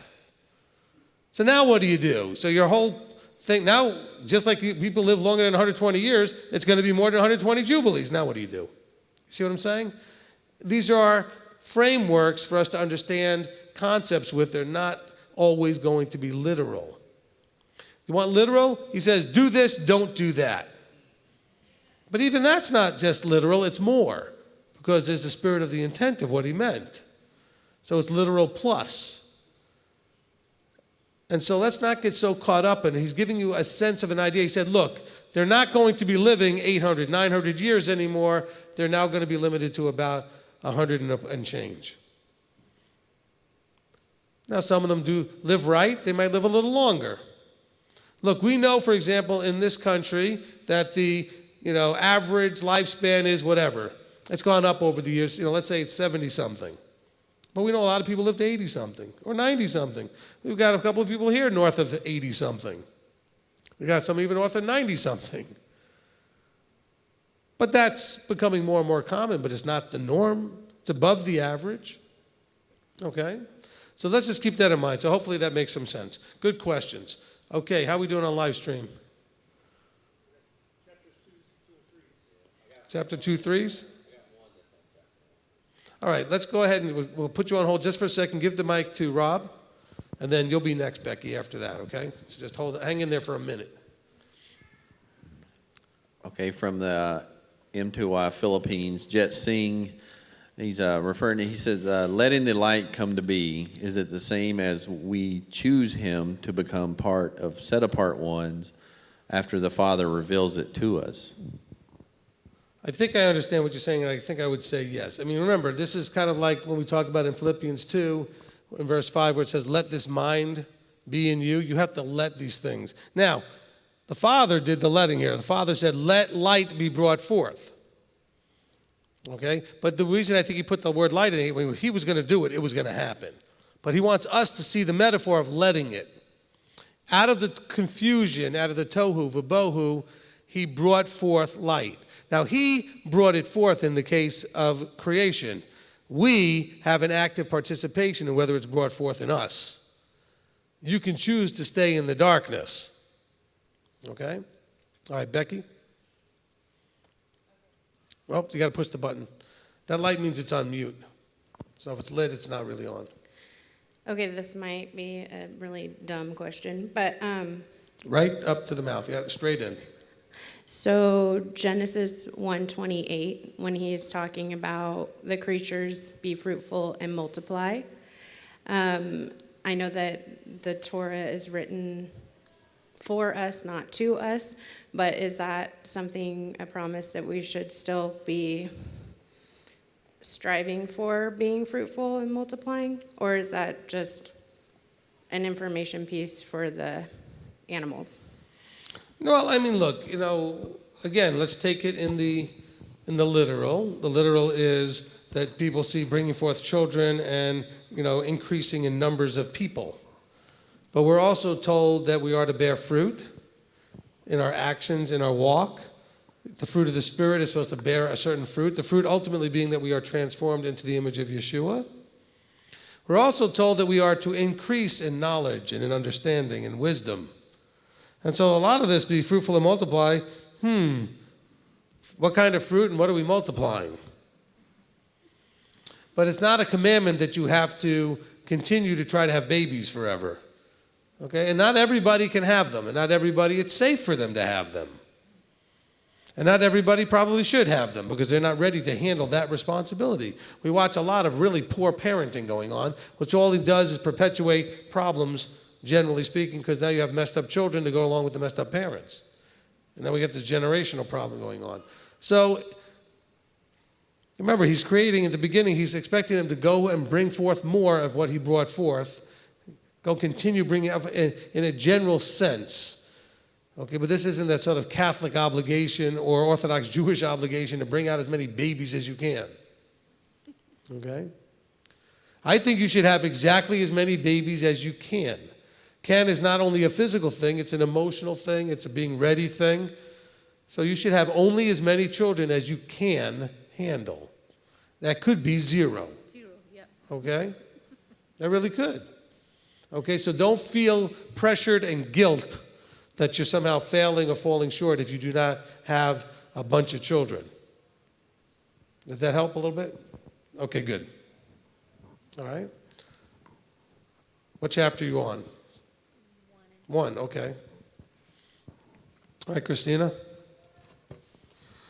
Okay, so you said something earlier today, I think it was today, about... Hey, Kurt, well, hold on. Why don't we move the mic stand a little bit out of the way so that it's not blocking people? Thank you. Yeah, I'm a little short. Good. Laugh. Okay. They took away your shield. It's like, oh no, I'm exposed. Oh, wait a minute, that's in Genesis 1. They felt they were exposed. Well, that's what happens when you're short. I'm only 5'2". Okay, so in the beginning of the chapter 1, you spoke a little bit about the different ways that Elohim is translated. It all looks like it's translated as Elohim, and I thought it was incredibly interesting. You didn't talk much about it, but I was hoping that you could speak to that a little bit more so that I could understand it a little bit better, because you were talking about Yahweh versus Yahweh Elohim and all of that. Right. Chapter 1, Yahweh does not appear until chapter 2. Does not Chapter appear. 1, it only says Elohim. Okay, so Yahweh Elohim is Yeshua? Most often, that's what it's referring to, like Yahweh 99% of the time. Okay. Also, the I can take that and go study it in a little bit and understand it better. Okay, and then in chapter 2, verse 7, it talks about the breath of lives, the breath of lives being breathed into man. I've never heard it put that way and translated that way. Is that the Ruach? Well, no. What you're having, what the problem here is when you're talking about the breath of lives. Look, Hebrew, and again, the guys who translate these books, and here it does says breath of life, and now in the newer translations they want to say lives, because the word is actually put into the plural, because he's talking about mankind, okay? And so he's breathing into man the breath of life. Now, that breath of life could be lives if you want to think about the fact that that little breath is also the connecting point that gives you the ability to have life beyond this life. But I'm not sure that that's necessarily the literal point of why you see it in the Hebrew, okay? So you have, again, the situation where something is literal. He's talking about, and Elohim formed the man out of the dust of the ground and breathed into his nostril the breath of life. And man became a living being. But also you could say lives because all lives came out of Adam. So he had the breath that would be the seed to all the lives. There's so many different ways we could be looking at this. Okay? So just to straighten something out in my head that I've had, that I'm trying to iron out all of that stuff from leftover from Christianity. When it says that it breathed life into man, was that actually Yahweh imparting part of himself? Yes. Okay. I just wanted to make sure I was Yes, clear that's on where that. we talk about the earnest. We talk about the little piece of Elohim that you have in you that allows him to connect with you even when you're in your sin. It's that spark that makes us different than the other creatures. It's that spark that makes us in his image. In other words, we think, we reason, or sometimes we're unreasonable. We're not doing things by instinct as animals do. We actually have to figure things out. Okay? Nobody teaches a fish how to swim. Nobody teaches a bird how to fly. Now maybe mother bird kicks it out of the nest, but nobody teaches it how to fly. Okay? These are instinctual things. They don't, the carnivores are not taught how to hunt. They do learn by watching a little bit, but they're basically forced to get out there, go and do this. There's instinct in there. We actually think about creating stuff. We make stuff. We are filled with almost infinite possibilities in our heads. Okay? The other creatures have very simple functions. Exist, maintain my existence, and procreate for more existence. That's really all they do. All right? Stay alive, make more life. And they have their way of doing that. We do way more than that because we have the breath of life. We're like our Creator. We're in his image. And he created the heavens, the earth, and all the beauty we see. So what do? We create all kinds of amazing things. All right? And so that all is coming from the neshama. This is the breath of life. This is the unique thing. The nefesh is not unique. Bugs are nefesh. Okay? Anything that's alive is a nefesh, a living creature. Okay. Santi. I make the observation on chapter 2 and... Okay. I promise you there's nothing bad smelling or diseased on the microphone. Put it by your mouth. Goodness gracious. You see where my microphone is? Why don't you get the message? Okay, I'm not here. Put it by your mouth. Okay. Is it okay now? Perfect. Keep it there. An observation on chapter 2, verse 17. Yahweh Elohim said, do not eat of the tree of the knowledge of good and evil, but in the day that you eat of it, you shall certainly die. So I compared this verse with chapter 3, verse 4. And the Naphas said to the woman, you shall certainly die if she eat that tree. He said certainly not die. Yeah, certainly not die. Right. So, and then verse 5, he continued explaining why you shall certainly not die. For Elohim knows that in the day that you eat of it, your eyes shall be opened. Thank you, Marty. Now I can hear. And you shall be like Elohim, knowing good and evil. So I think if Eve compare what Elohim said to her and the Nephilim said to her,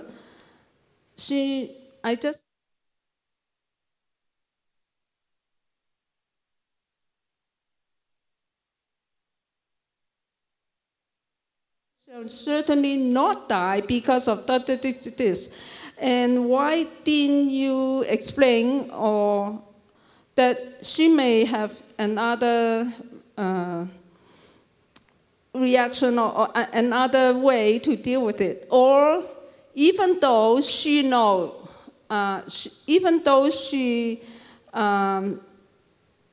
that Elohim didn't explain, but she has relationship with Elohim for a long time. If she obey, she would hesitate. Should I listen to Elohim or should I listen to Nafash? For me, sometimes Elohim didn't explain many things, but I have to obey. And even some other people, like Nafash, may give me so many explanations, but I have to go back to him. And it may not make sense to me, but I have to go back. Oh, he is the creator of the universe. His wisdom is more than anyone else. Okay, no, I appreciate that. Okay, so first of all, for those of you out there, Santi has a bit of an accent. So what she's trying to say, nachash, which is for the snake, the nachash. The nefesh is living creatures. Okay, but it's the nachash which is talking to Eve here. Okay, so I know that sometimes it may sound a little bit as she's pronouncing it. So I just want to clarify that for people. And so, because some of the translations don't have that word in there, but that's the Hebrew word for the being that she's interacting with, is a nachash. Okay? Now, so we're seeing a lot of different things here. You could look at this and say, why didn't she ask more questions? Why didn't she do these things? I think the more subtle thing and much more simple thing to do is, why didn't she turn to her husband with her and say, I don't know what to do here. This doesn't match up with what Yahweh told us. And I got to remember, there's not a whole lot of beings they've ever interacted with at this point. And so it's hard for her maybe to know what to do. And see, a lot of times, this is allowed for us to see the vertical alignment fail and where it could have prevented something, potentially. Now, of course, at the same time, and I disagree with some teachers out there that say differently, I think that Adam fails here. I don't think he did it on purpose just so that he could die too when his wife died, blah, blah, blah, blah, blah. I don't agree with that conclusion. I think this is what leads to the inside out, upside down, and failure of vertical alignment generationally till now, and it's still happening. All right? Both the man and the woman fail. Okay? She's doing things she shouldn't do, and he's available and doesn't even insert himself and says, hold on, sweetheart, I got this. You should not be talking to this creature. Okay? Let him talk to me. Let it talk to me. Okay? So, because it says here, and some people wonder, well, maybe Adam was on the other side of the garden. It says, wait a minute, wait. In verse 6 it says, and she also gave to her husband with her, and he ate. Now, if you guys understand the color code, this proves that the first man was white. So that's going to get me in all kinds of racist trouble. From a personality style, not from a skin color. He sat there not wanting to stir up any trouble, didn't say anything, and just was quiet and let his blue wife get involved with something she shouldn't.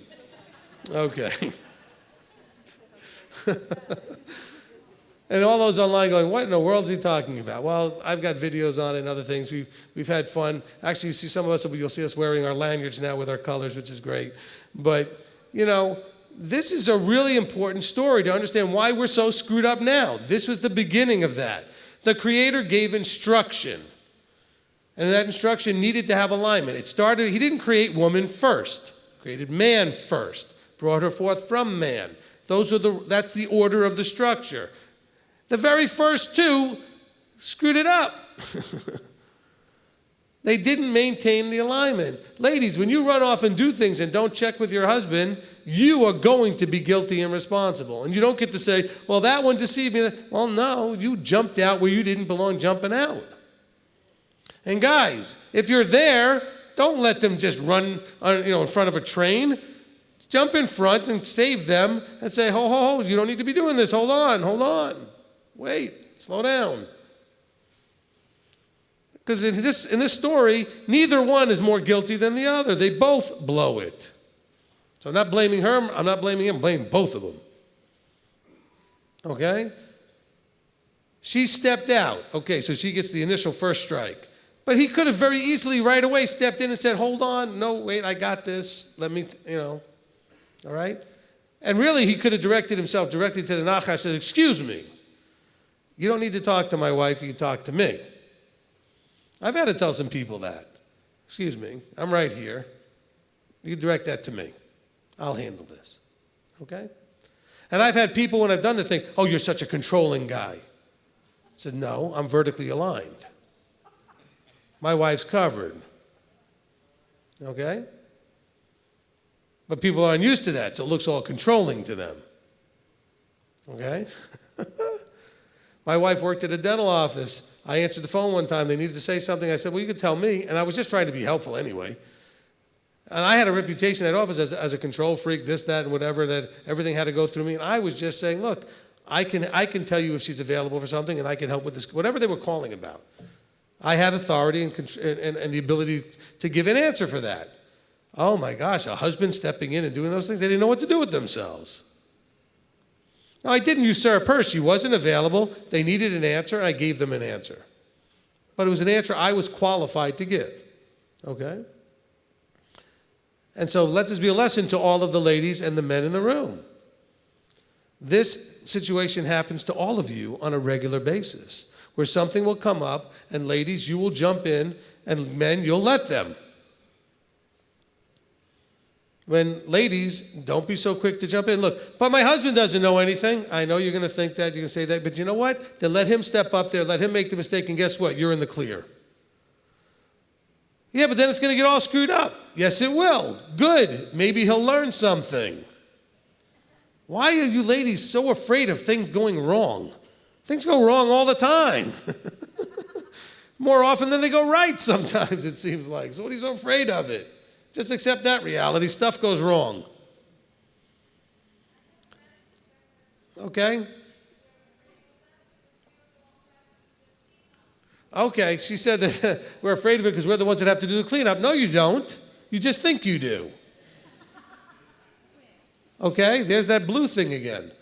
You don't have to clean it up. You can leave it a mess. I'll give you an example. Ladies, back in the old days, I'll give you an example. Ladies, back in the old days, men would walk around the car and let you out of the car or let you in the car. They would open a door for you. Hold on, some still do, most don't. Okay, I'll tell you what, ladies, if you get to where you're going and you don't get out of the car, he'll figure it out eventually. When he's already in the store, turns around and wonders where you are, and you're still sitting in the car. It does work. If it doesn't work, you've got the wrong guy.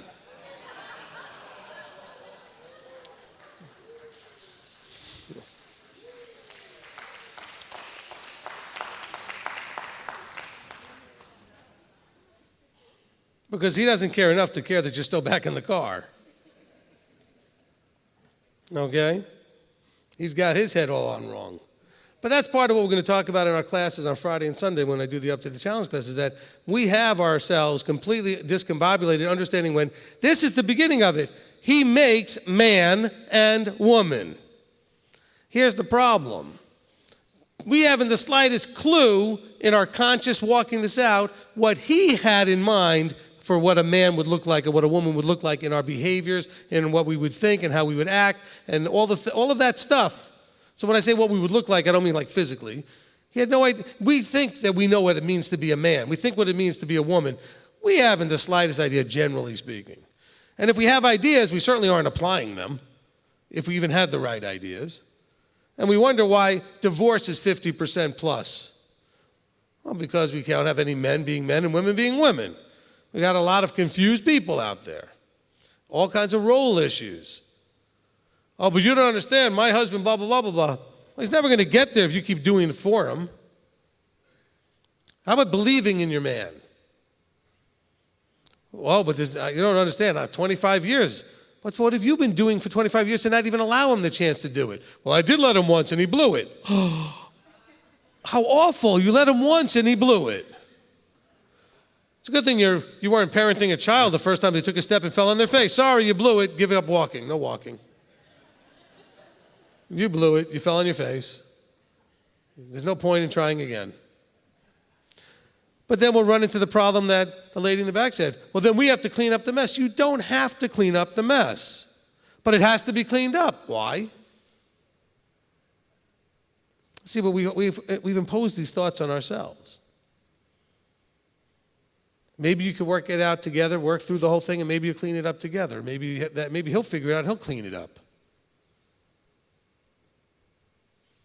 But that's the whole thing. And by the way, ladies, you create plenty of messes. Look at this. The lady started in creating the mess.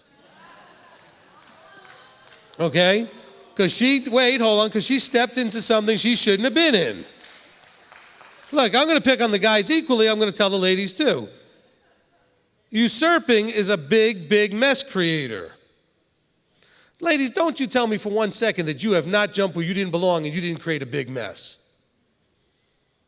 You know you did. But your answer will be, but he would never do it, so I had to try. You're going to have to figure this out. You have to get your roles right. And so we're reading in chapter 1 here, going to chapter 2, the writing, it flows here through, everything seems all wonderful, and then what happens? We realize that even the first two didn't have their roles right. And so what happened when that happened? Bad things. Okay? So is it one of theirs fault more than the other? Absolutely not. So don't you, if you're a woman, point at him, and if you're a man, don't point at her. Both groups failed. All right? Give it the big, that big stamp that says fail. But it's a great example for us because we can look back and go, wow, am I doing this in my life? Ladies, are you doing that? Men, are you doing that? Men, are you providing, protecting, and covering those ladies so they don't need to talk to anybody else as a source of anything? I'm not telling you that you prevent them from and restrict them. I'm saying if you provide, they don't need to go. Why would they look anywhere if you're providing? But apparently, she was already looking at that tree with some interesting eyes. He might have too, it just doesn't say it. Because he wasn't resistant at all to take the apple and eat it. Okay? Or it wasn't an apple, whatever the fruit was, okay? I mean, the traditional thing, we call it an apple, but it's a fruit. Whatever it is, whatever the thing was coming from the tree. But he didn't hesitate to eat of it. You don't see him debating and arguing with her. I mean, maybe he did, but maybe he didn't. We don't see it at all. He says that she gave it to him and he ate it. All right? And the reason I think that my interpretation is more accurate than maybe some that think he did this as out of love for his wife and blah, blah, blah, is because that doesn't then explain the generational, and I mean really generational curse that we still have today. My explanation, look, I've got a thing that I tell people when we do midrashic stuff and people come up to me with their theories or ideas about something with Scripture. My first rule is that it at least make sure it works. Doesn't have to be right, but it has to at least work. Okay? And so I don't think that other explanation explains why we see what happens going forward all the way till today. Now, mine might be wrong, but at least I think mine works. Because we see today is no different. Both groups are failing miserably in their roles. And that's really a tough thing. Men have no idea how to do what they're doing, neither do the ladies. I shouldn't say no idea. I mean, we do, up to a point we do reasonably well, but we do really badly enough that it's problematic, okay? There's a reason that 90% of my counseling calls are about marriage relationships. Look, I've often said, you've heard me say, life is hard, and apparently I suck at it. Okay? Well, guess what? Marriage is the hardest part of that. The hardest part of that life is hard is relational stuff. With your spouse or with your children, it is tough. We don't seem to have the slightest idea what we're doing. And you know what? It's not a surprise. How much training did you get before you got married? I don't know, 0. How much training did you get about children? That's another 0. How much training do you need to drive a car? Classes and passing tests and Something's wrong with that equation. Okay? I mean, it's just, something's wrong with that. I mean, they're all screaming about needing better background checks so you can own a gun. How about background checks so you can get married? Are you a psycho, crazy, usurping, control freak, or, totally weak-minded, lazy? I mean, what is it that's going to create this mess called a marriage?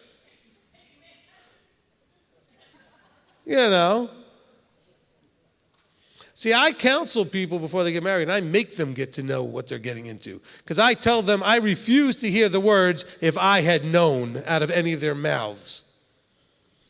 I will not let them say it. Because I will tell them, you better know, and you need to find out, and you can do it before. And I give them ways to go about discussing and finding out about each other. Instead of just, he's cute, she's cute, or whatever. Okay? We get along real good, we have fun, I don't know, whatever you think you have in common. No, you need to know about each other. Because if you come to me after I've given you the wedding and say, well, if I'd have known, I'll just laugh, actually. I'll just really laugh. I said, I told you what to do. Now, if it's something that was held secret, that'll be different. But it's never about that. It's just about you were so goo-goo-eyed you weren't paying attention.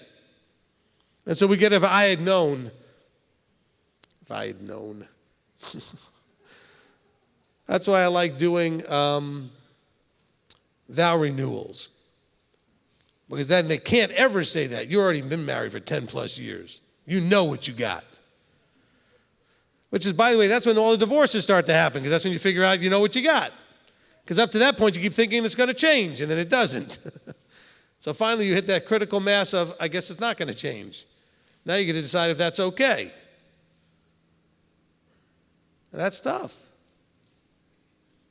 Because we weren't dealing with things head on up until that point. No training. All right, anyway, that's a long-winded bunch of stuff just because Genesis 1 gives us the opportunity for that, because it's about the beginning of not only man and women, but a marriage. It's the first marriage. It's the first couple. And then what happens? They bring out forth the first children, and I have a feeling that Cain and Abel were equivalent of teenagers when this craziness happened. Now, that could be like 150 for all I know to be a teenager back then. I don't know what that would be, But they were teenagers, relatively speaking. And that's where some of this problem stuff started going on. But you can only imagine that Adam continued to be weak as a leader. And mom continued to do whatever she was doing, and it didn't produce the best fruit in the children. Okay, Cain was not receiving the right amount of discipline and the right amount of encouragement that when he messed up, that it's okay. Who knows what kind of discipline he was getting when he messed up in the past, but he had a real insecurity problem, embarrassment problem. His feelings bag was missing because it got stepped all over. And he ran off, and because he was so upset about it, he killed his brother. So let's just be aware of those kind of things. All of that's right there in the first story, the very first beginning of this. Most people just want to quickly go to the tree and the serpent and the whole thing. Oh, there's so much more stuff there, that we needed to understand. It says here in verse 25 of chapter 2, they were both naked, the man and his wife, and here we have the word wife, which is great, yet they were not ashamed. They were naked and not ashamed. Oh, but wait a second. In chapter 3 and in verse 7, it says, then their eyes of both of them were open, and they knew that they were naked. So we're told that they were, but they had no idea that they were. In other words, they didn't know what naked was. They just were. But all of a sudden, they were, now this idea of naked I've talked about as being exposed, as opposed to just the fact that they weren't wearing any clothing. They were walking around just totally open. But then when they made the mistake, when they sinned and ate of the wrong tree, he said, then they knew that they were naked. And then we see in verse 11, Yahweh says, who made you know that you were naked? In other words, what took away all the innocence? You must have eaten of the tree I told you not to eat of. The one in which it says you will know. What's knowing? Relationship. That you will have a relationship with both good and evil. Up to this point, they only had a relationship with good. See, people think of it, I always thought this. Why wouldn't they want to know what's good and what's evil? Like it's a knowledge thing, an informational thing. I mean, why would he keep them from that tree? I don't think it has anything to do with information. They had no relationship with evil until this point. Now they had a relationship with it. That changed everything. See, that word, understanding in that manner, changes that whole understanding. I could never understand why the Creator would keep them away from information about good and evil. That seems important to me, that you know what's what. I mean, isn't that what the Ten Commandments does and the rest of the Torah commandments do? Teach us what's good and what's evil. But he's talking about a relationship, though. They now have a relationship with evil. What is evil? Doing anything that goes against the way Yahweh intended it to be. And so now they're exposed. What they did was it came out from under his covering. The covering of being only in the good. Evil took them out of the covering. We talk about the picture of walking the path and being under the blood canopy of covering of Yeshua's blood, just as a picture, as a metaphor, and that you can step off this path, and when you step off, you are not covered. It's not safe. You have no assurances. You are in really dangerous zone.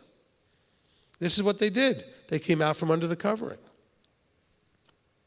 Really important. Okay, who was next? Now that I just went on a mini sermon. Okay. Well, I always thought it strange. So Hawa and Adam, they're in the garden. It almost seems like it was Yahweh's intent for them to fail in the first place. I mean, it's like taking 2 5-year-olds, put them in a room, give them a loaded gun, say, do not touch this, you're going to hurt somebody, and walk away. They're going to touch it. So why even have that tree in existence? Why even have the tree in the garden? It could have been anywhere on the earth. It was meant for them to give us an example of the failure so you can create this testing ground for us moving forward. It's almost like you never really intended them to live in perfection and not do this in the first place. Okay. I think it's interesting the way you worded that. I think a lot of people probably might think similar thoughts on that. I don't know if the loaded gun would have been in the description, but okay. Maybe a poisonous jar of very good-looking cookies with 5-year-olds might have been a better example, and telling them not to eat of them, and you come back and they're all gone. I don't know. Okay? Just saying. Okay. But look, it's not that he set him up to fail. Remember, he knows the end from the beginning. He also has, somewhere in this mix, a rebellion that has happened. Okay? A rebellion with creatures that were created to live forever. And so he's now making flesh creatures that can die. And yes, Deuteronomy 8:2 applies. He wants to test to know whether it's in their hearts to keep his commandments or not. And so the trees, again, are not to be looked at in the literal sense. I'm not saying there weren't 2 literal trees.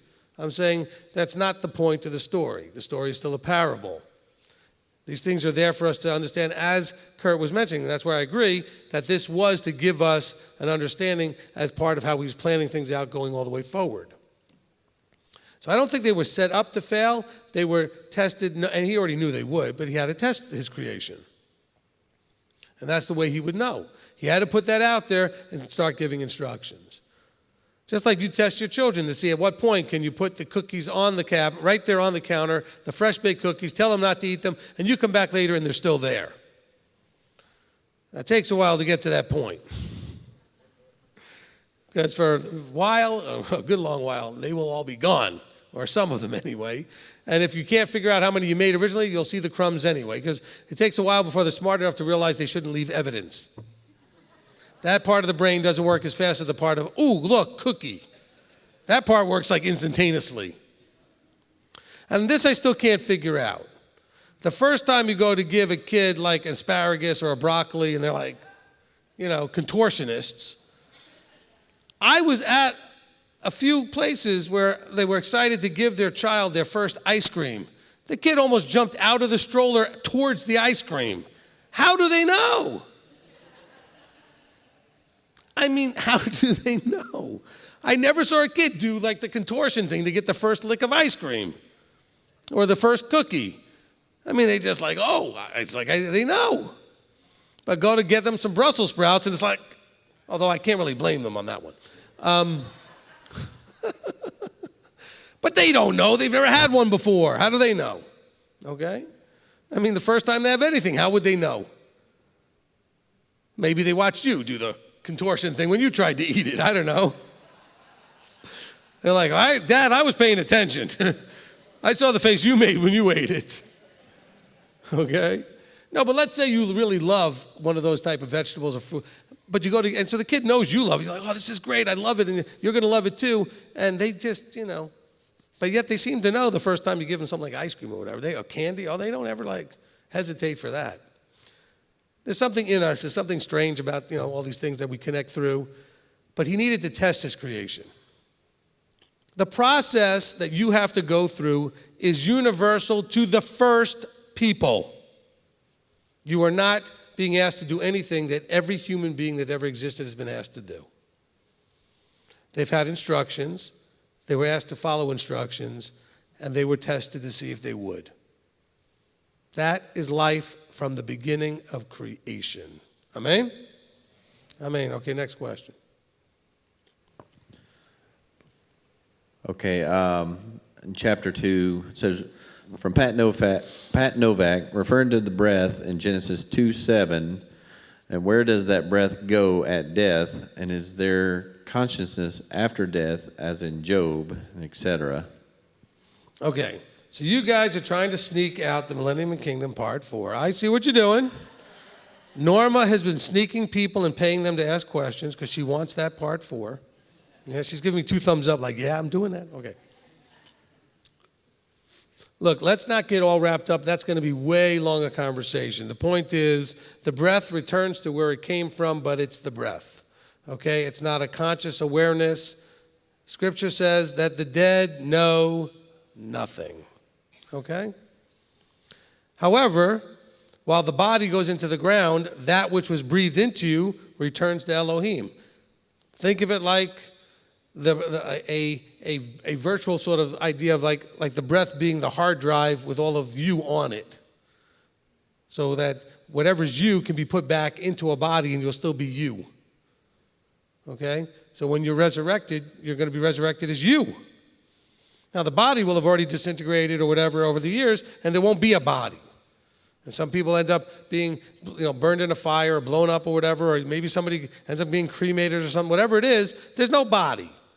He's going to give you a body, but the part that's you has been stored. It returns to Elohim.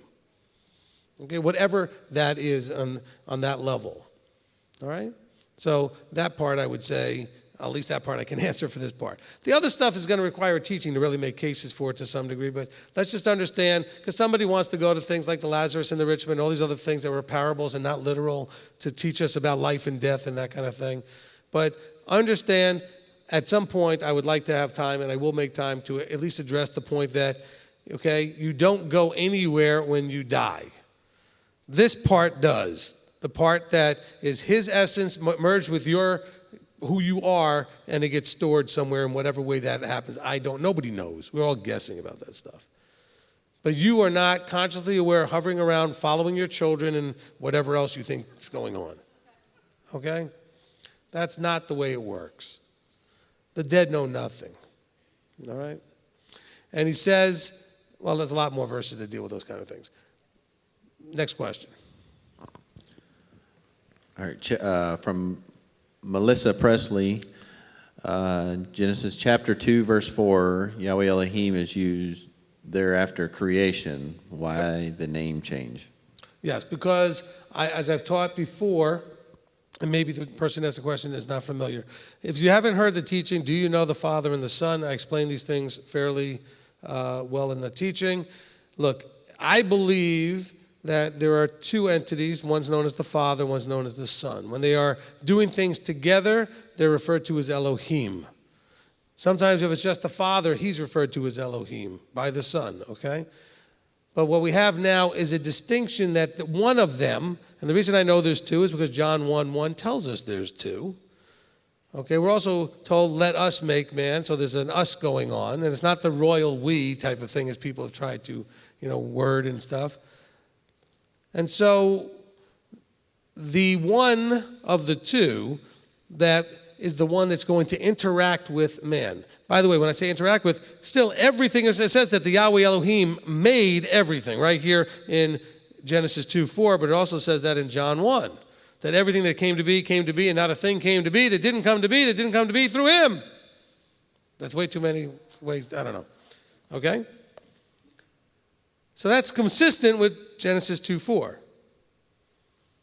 So we have this introduction to the one that was now going to deal with us. And as far as we were concerned, this is Yahweh our Elohim. There is none else. Because this is the only one working with us all the way pretty much to Revelation 21. So that helps you also with the Isaiah 41s, 43s, 45s, and all the other stuff we're reading in Deuteronomy, etc. Because as far as they were concerned, this is it. This is the one with all responsibility for our existence. And was going to interact with us throughout that existence to fulfill a plan that was created before existence. Okay. Next question. All right, from Laurie Dahl, chapter 2, verse 10, talking about the one river that came out of Eden and that becomes four heads. What is the significance? I just don't really have an answer for that. I've really not studied that whole thing with the rivers and whether it matters. It's trying to give you a geographic location for this. And that's all I can say for that. But let me go back to the previous question just for a second, because I really didn't answer the most important part is, why is it now in chapter 2 that we're being introduced to Yahweh Elohim? Because now there's sin and death potentially. Things can die and things can sin. And the fullness of Elohim, that can't come into contact with that. Excuse me. But the Yahweh Elohim can. And so that's the important sort of piece there. That's why now, with man existing, we're introduced to the one that can interact with us where there can be sin and where there can be death. Okay, next. Okay, Barbara, and you can stay right there. We'll just bring the camera on you. Yes, getting back to the story of the men and the women. When we first got married, Fred opened the doors of the car and then closed them. But after he had his stroke, that didn't happen anymore, and I don't know why, but anyway. But I think it's an old-time thing. People just don't do that anymore. I think it's part of that honor and shame that you were talking about at the services. Anyway, my question, I'm sorry, is from chapter 6, but it's just a quick question. That's okay, we can go to chapter 6. Okay, good. And by the way, while you're looking at chapter 6, guys, I shouldn't say that. Ladies, when Julie and I had that going on, there was more to the story. I opened the door to let her in the car, or or for her to come out. But when I put her in the car, I leaned in to get a kiss for my efforts. Okay? Oh no, wait, it gets better. Okay. So we were having one of our first, high volume, low productivity discussions at dinner one night, and we get to the car, and I had a very good track record, almost perfect, of opening the door, letting her in type of thing. So I did, because being red, I'd almost already forgotten whatever the problem was, but hey, I went, opened the door, and she was looking at me and glared at me, sat in the car, and I leaned in for the kiss, and then she double glared at me, and she couldn't help it, she laughed, and she gave me the kiss. Because she couldn't believe the audacity I had. When we're having this high volume, low productivity discussion, and we're both looking like we're sucking on pickles, and I'm just like, okay. I went over anyway, I opened the door, because she was about to, and I reached in front of her, I opened the door, and I let her in, and then I reached in, and she almost didn't do it. She's just looking at me like she's going to be stubborn, and I started laughing. She started laughing. Getting to know you. Yep. Okay, Barbara, go ahead. Okay, this is in chapter 6, verse 4. And toward the end of it, it says, "Those were the mighty men who were of old. the men of name, and I know that it says that there, the men of name, but you know, when you get into discussions in your home groups, they all insist that that mighty man refers to the Nephilim. Are they right or what? Well, the beginning of the verse says the Nephilim. Yeah, in the beginning of the verse, Right, the and Nephilim. so they're saying that basically these are descendants of the Nephilim. Okay, because in other places throughout the Bible, it calls the men who are in charge of things the mighty men. So that's why And this is why we don't talk about verse 4. Oh. Excuse me. I'm serious. Every year when we do Genesis 1, I tell people up front, I didn't do it this time, that before the Midrash starts, we are not talking about the Nephilim. Why? Why don't we talk about the Nephilim? Because it's a completely useless discussion. It has zero value except that it sounds really mysterious and cool and interesting and I gotta know. It has no effect or shouldn't have any effect on your walk whatsoever. Okay? This was a problem back then. Well, who were the daughters of men? Who were the sons? Who were the sons of God? What was this talking about? What are these fallen angels? You know what? Knock it off. It's not productive. Okay, it's not going to help produce good fruit. If you want to get all excited and figuring out Nephilim, go watch that new Noah movie and think of them as rock people. It's kind of like Lord of the Rings meets the Bible. I don't know what that movie was. It's the weirdest thing I've ever seen. Apparently it was about some guy named Noah. Any relation to the Bible I couldn't figure out, but it was some other guy named Noah. I don't know. Happened to want to build a boat too. It was weird. I'm just saying, look, it's these things like, and then we see the sons of Anak and the Anakim and the Rephaim and the, look, we don't really understand all that. They did. They understood all that. Does it matter today? Probably matters on some level. Does it matter to you? Doesn't affect you at all in terms of what you are responsible for. Are there still Nephilim around? Well, if there are, it may affect us all, but it's not something that you can do anything with. The information doesn't help you. Okay? If you knew who they were, what are you going to do? You're going to avoid them, run after them, kill them? What is there to do if you knew who they were, if they really were around? There's nothing to do. Besides, they're hanging out with the Greys and the reptilians, so you don't have to worry about it. In Antarctica, under the ground with or in Area 51, that's where they're all hiding. Okay, so let's not worry about that. See, you guys are in trouble. We're getting closer to 10 o'clock and I'm about to wake up. I'm just warning you. Those of you that know me know exactly what I'm talking about. All right, next, go ahead.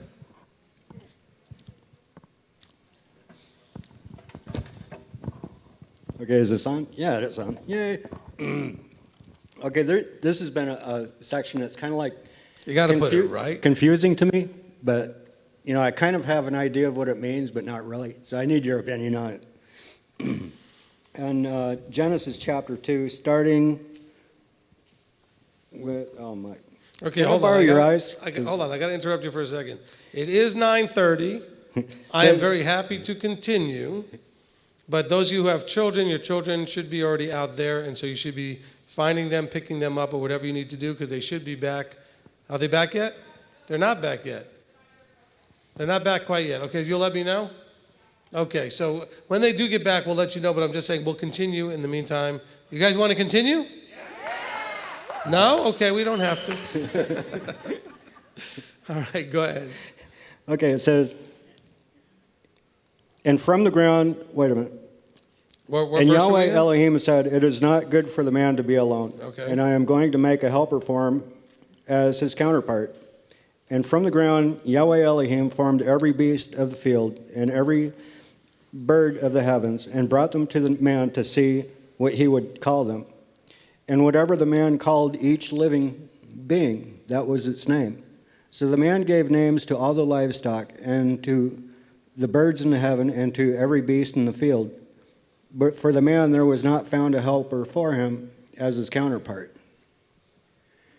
Now my question is, Yahweh's, Elohim's first observation is that this man was alone and it's not good for him to be alone.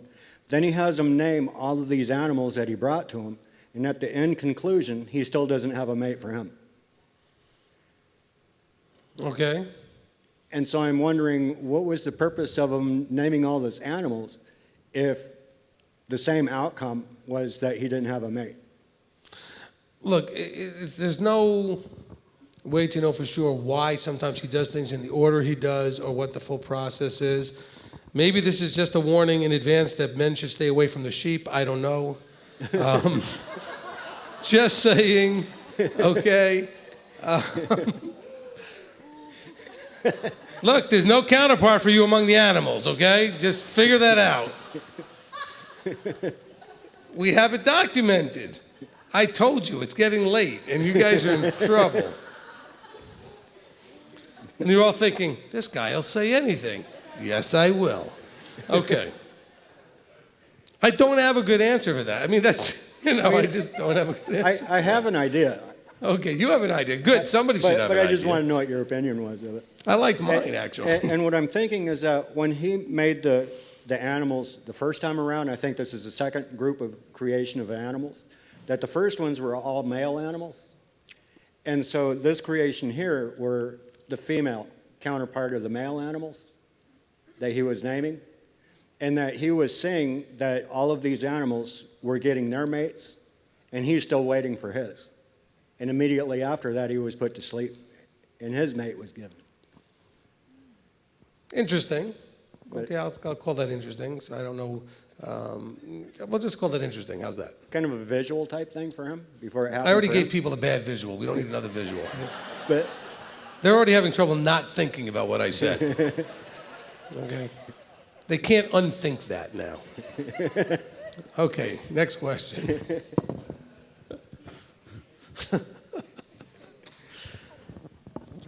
Listen, it's okay. I'll just do stand-up if this thing doesn't work. Okay. Okay. Janet, you don't have questions, do you? There's no way. Rob, I was sitting there and Christine was asking me, are you going to ask him all these questions? And I'm breaking my head here. Okay, we have 20-minute sessions. You can sign up. And you have one already scheduled. She realizes that 20 minutes won't cut it. She's trying to sneak a few extras in. Okay, go ahead. Okay, so I'll go with the one that I think is more important for my walk.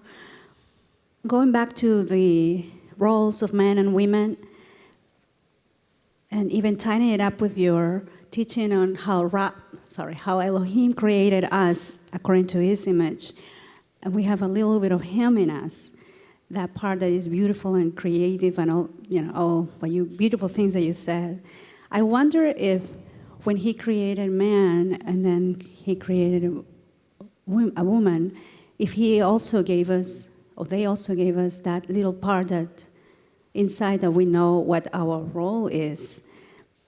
And since Father and Yeshua are all we have, I wonder if perhaps the characteristics of Father, like as our provider, as our creator, or as our protector, our covering, our leader, are kind of the characteristics that our husbands should have, and then Yeshua being submissive to Him is why we should, as women, strive to be. That's the only image that we have on how to do this right. Agreed. Okay. Very well said. Okay, great. Okay. Got it right. Because, look, understand, because Yeshua fully trusted the Father, as women should, their husbands. He believed in Him. He said, if whoever believes in me, believes in the Father, etc. But this whole thing was about believing in and trusting and being submitted to, absolutely. And men, you see the role, provide, protect. Okay, provide, protect. Go Okay, ahead. and then my last question, I'm just going to pick one from the other five. When So cute. So when He created, or them created, they did the whole creation, and the tree of life was in the middle, I know it we're so literal, thinking that there's a tree in the middle, tree of life, but so was his original intent was for us to be eternal like him? Look, I believe that the likelihood is that they were created beings of light, so to speak, and that when he clothed them, he put skin on them. That's just that's something that I've thought about for a long time, that they were naked, but now they're covered. Now they're put into a flesh suit that can die. But the thing was to be in that other type of body that was not covered, that could eat of the tree of life and to live. Because now it was given for them to die. So they were put in the flesh suit where they could die. Okay, so I mean, that's just a thought of some of the imagery, is one of the, little theories that I might have on something like that. Okay?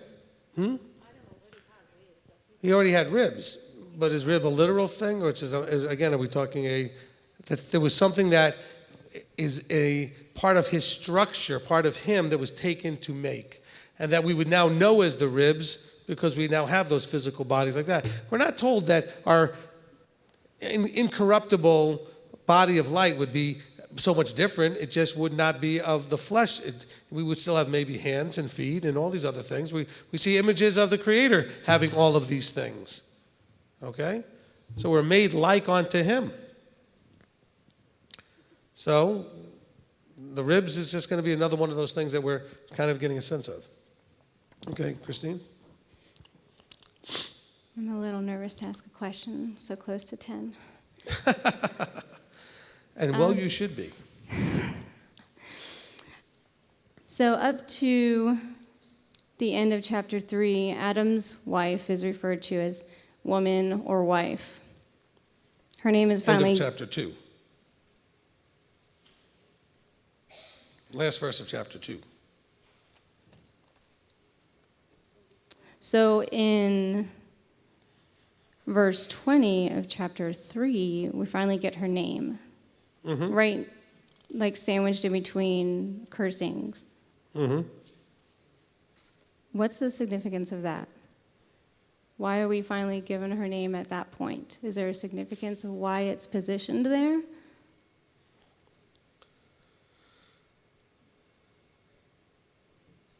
I don't think I've ever thought of that.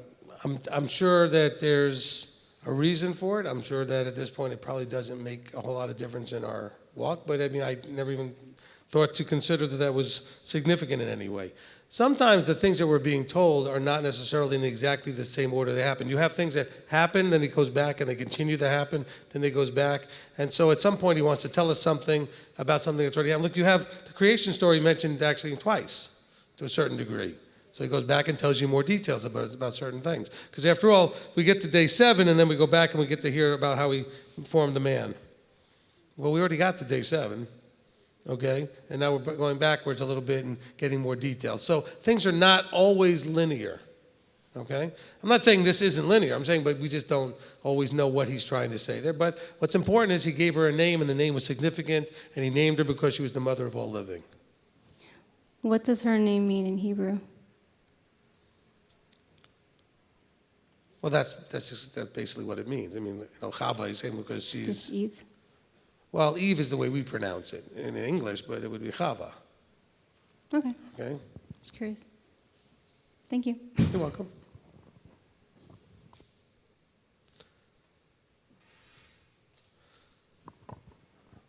Okay. Okay, Shaquez.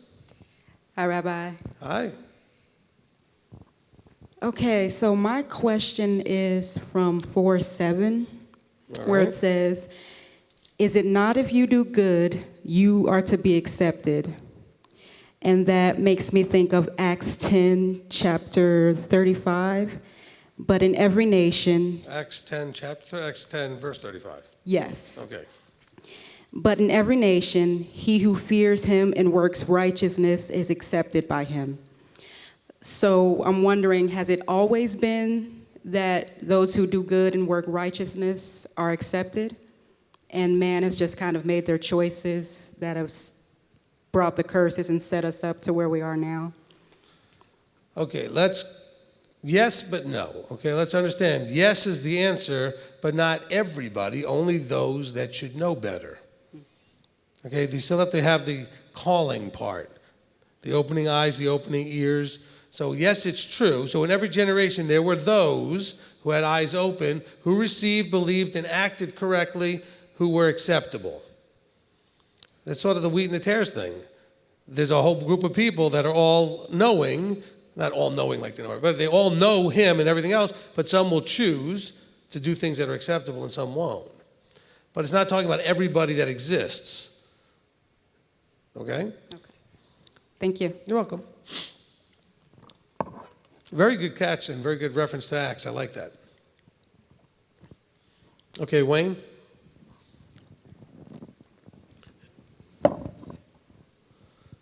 All right, I have two questions, and this will probably start one of your teachings. I got my pen out. I'm ready. All right. So I noticed earlier when we were talking, when you were saying we see the 7 days here of creation, and then we see over here in 2 where it talks about 1 day, and you were saying it's a time or a season was representing. So then it made me look at verse 3 in chapter 1. And it says, Elohim saw the light that it was good, and Elohim separated the light from the darkness. And Elohim called the light day, and the darkness he called night. So is he really telling us literally light, day and night, or is it a season and a time? Because the light they're talking about right here is Yeshua, is the Torah. It is order coming into the world. Right. Well, he's giving us a sense of structure because, look, the things that he uses us to actually give us time doesn't come until day 4. Okay? So we don't have timing mechanisms yet. So we talk about, but he does tell us that he's already giving us timing, that there is evening and there is morning. Now, the things that help us understand and measure those things didn't exist yet, but he did bring light into things, and he's giving you a sense of how the order of things will be. So we're being taught about time. And he's giving us a structure that, remember, he's writing this, Moses is writing this, right? 2 people that have existed already for a very long time, to understand how this all came to be, and to also understand it in the framework of the language that they speak. They speak in terms of the dimensions of space and time. They understand what a day is. They understand what morning and evening are. They know what light is and darkness is. Because they see when it's daytime, there's light. And at nighttime, there's darkness. And so he's trying to describe those things, how they came into existence, and then we were giving devices to, quote unquote, rule over those periods of time as markers of the movement of time. And that's when we're told that they have these, what's the word I'm looking for? Okay, we're in verse 14, it's supposed to give us signs and appointed times of feasts and days and years. These are things that come into existence to help us understand the movement of time. Because remember, he's not just creating physical things, he's creating time. Time and space do not exist until this. This is bringing both into existence. So it's a good question to kind of look into to understand. But when he's talking about these things, he's talking about them even before we have the sun and the moon and the stars. He's talking about the mechanisms of time. And so he's starting to give us that understanding. He's also giving us an understanding that's going to flow through all the metaphors of darkness. What's the main thing about darkness? You can't see very well. You can bang into things. You can step on something or step into something or fall off of something. There's a lot of traps and dangers in darkness. There's a lot of safety in the light where you can see. And you can make better decisions, okay? So he's giving us a lot of metaphors as well as he's giving literal here. So, but understand that this is where the guys who were out there doing the whole lunar Sabbath thing, I said, okay, so if it's a 7-day count, but you're dealing with the moon, but the moon doesn't show up until day 4, I don't understand how you figure that out. I mean, that's, okay, so day 11 is now, day 7 is now, well, how does this work? But the Sabbath was day 7. And there was no moon until day 4. Oh no, they say, everything was created in day 1. He only tells us about it in day 4. Okay. It's not what it says here. He says this is in a sequential creation. And so that's an important thing to do. Now, how long is a day at this point? Who knows? I'm 56 now. Days seem a lot shorter than when I was 16. Is time accelerating? There are scientists actually who say it is. That days are actually getting shorter. That time is actually moving faster. I don't know how they figured that out. But how slow was time moving? I mean, for all these things that were happening. Or does Yahweh even need any time? He does everything without time. He's outside of time. This is the kinds of stuff that make our head explode. You know? Go ahead, Wayne. You got another question? Yeah, in chapter 3, when it talks, by the sweat of your face, you are to eat bread until you return to the ground from out of where you were taken. So, can we take that as like the bread of life? Is he literally talking about bread, or is he giving us a bigger picture there? Oh, where are you, in verse 19? Yeah, verse 19. No, by eat bread, he's simply talking about food. He's saying, look, you're going to have to work hard to get food. Okay, bread is simply a metaphor, in general, universally understood by people for food. Okay? And so bread is, then he teaches us that, well, we don't live on food alone, but we're going to live by every word. This is what we're going to learn later on, right? But here he's saying, look, you're going to have to work for your food. Okay. Okay? All right. And apparently, never mind, I'm not going to, see, I was about to get real goofy again. I'm going to stop. Go ahead. Wow. I actually edited myself. There's a miracle right there. I was fixing to say, I hope Tony don't come out and No, he's not shoot coming. me out of the building. Not chewing you out today. This might be a ignorant question, but just shoot me out if it is.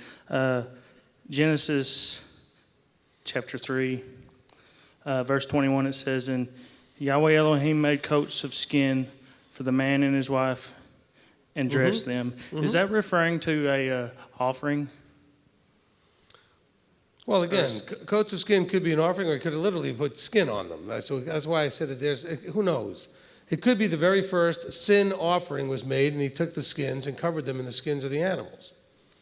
And that's where you get the very first offerings, and you actually maybe get them instructing them how to do it. And that's why then, Cain and Abel would have an idea of what to do. So it's very hard, to know. Again, we are told by our Messiah that everything was written in parables, that he always speaks to us in parables. So you have to look at things on those two levels. You have to look at it as literal, and then you have to look at it as parable. Now, of course, when we look at it as literal, I don't know, it could be literally either one of those things. It could be skins really, because they were naked. But what does naked mean? Well, they were not clothed. How far do you want to go with that? You can go far enough where there's no skin. I'm just saying. Okay? Thank you, Rabbi. You're welcome. How are we doing online?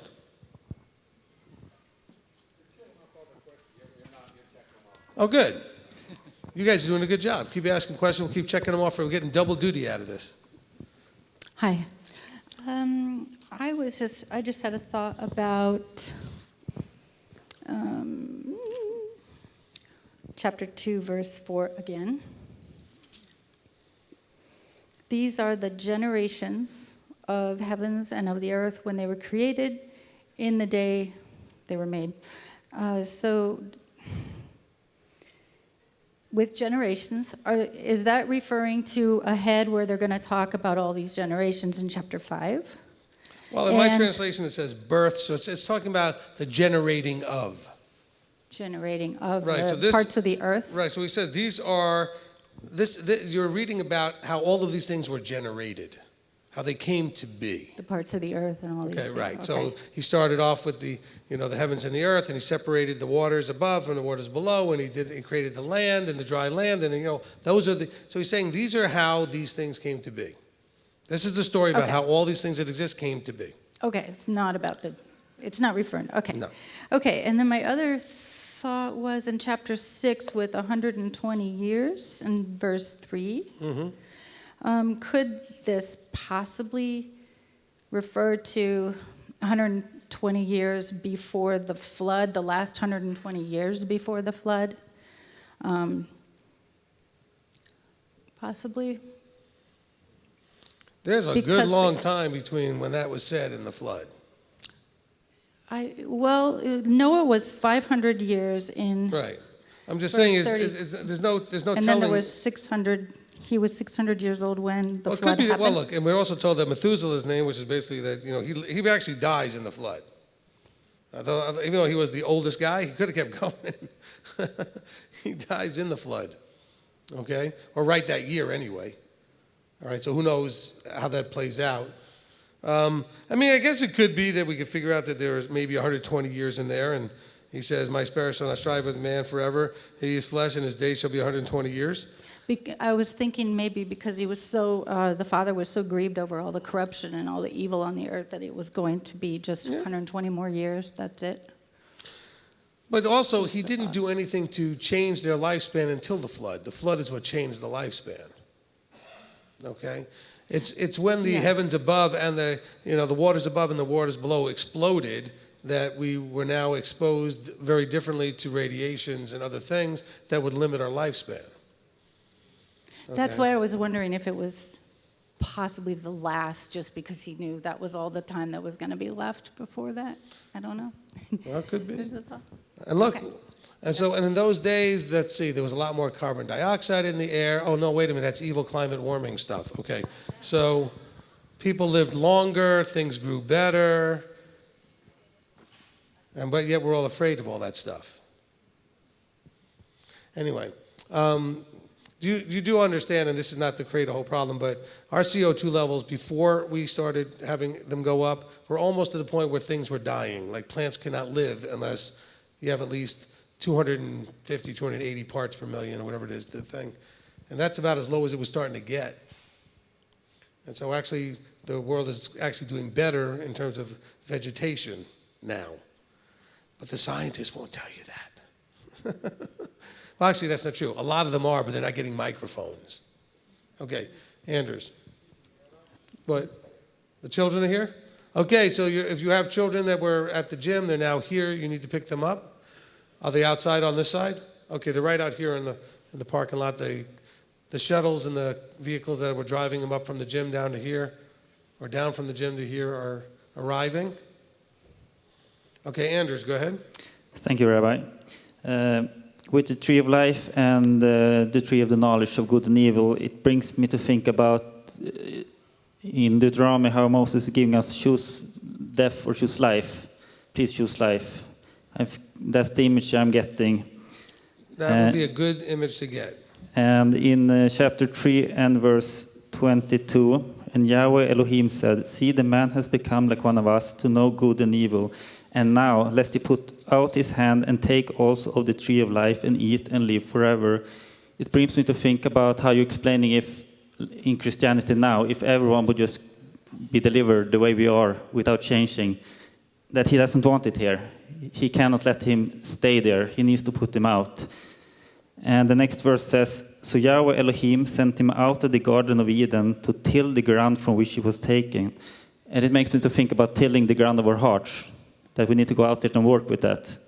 So that's the parable I see from that. And the next verse, I just had an idea, I don't know if it's correct or not.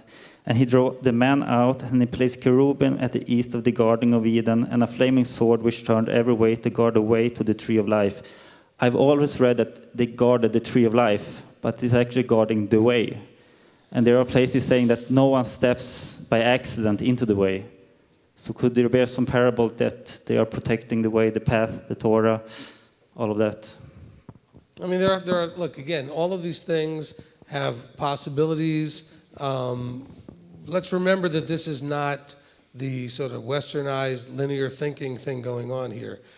It's not going to be, is that right or is it wrong, but it can be, it's right and other things are also right. It can be true as well as other things can be true. We can get so many different things out of it. Look, we can go, in this Torah portion, we could spend another 12 hours in it easily. maybe 30, maybe 50. I mean, you could spend, if you really wanted to dig every possible nugget out of this, I could actually go back and forth and show you all references to different things in other parts of the book referencing that are connected to these verses, but we just don't have the time for that right now. But I mean, that's how incredibly, you want deeper, you can get plenty deep just spending as much time as you wanted in a chapter. But you have to be careful that you're not so zoomed in that you forget what the big picture is that zoomed in piece is a part of. You have to always stay enough zoomed out to know that while you then zoom in and do what you're doing, but never forget to re-zoom out to make sure that you haven't completely missed the point. Okay? But the points that you were making were very good, Anders. Thank you. Okay, Kathy? Thank you, Rabbi. I had a question, and I don't know if Wayne is still here in the room or if he's picking up children. Probably picking up children. Okay. He was talking about the light and Yeshua coming in, Yahweh coming into the world. And some of the Torah groups I've worked in the past, they do a whole thing about the Erev, the mixing, and all of that. And since you bring out that the lights, the greater and lesser lights weren't till day 4 created, when it said, I don't have, unfortunately, my scriptures because my back's out and I didn't bring it, but that scripture that he was, that particular verse that he was referring to,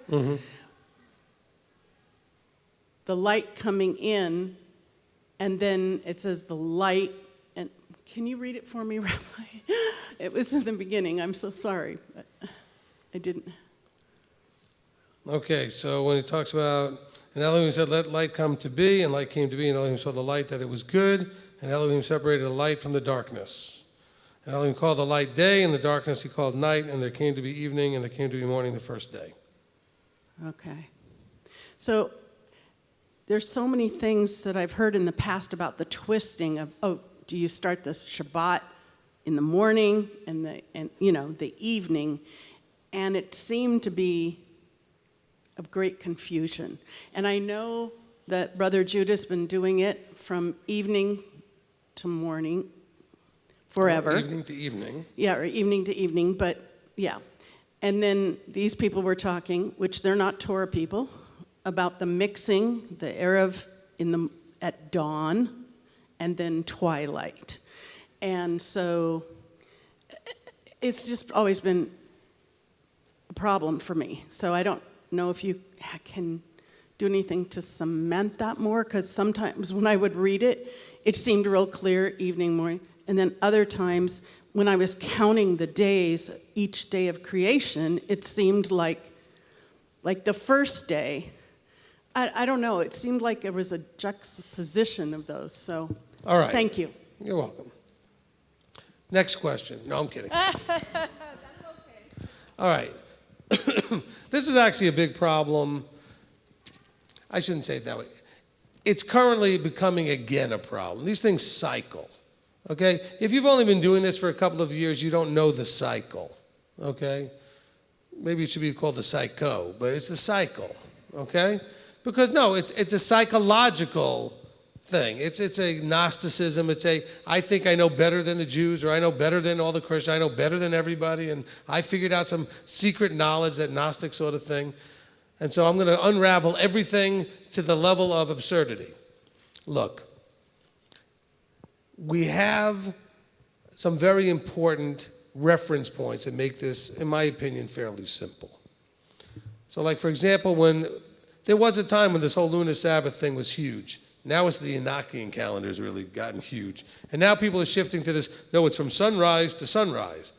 But I've heard all of these in the cycles over and over again. And they go away and they get quiet and then they come back and they recycle through. But the thing is this, the referencing comes from an emotional place and they don't listen when I try to give them things that they have to. I said, look, okay, if that's true, answer my questions. Here's my questions. Did Yeshua keep the Sabbath correctly?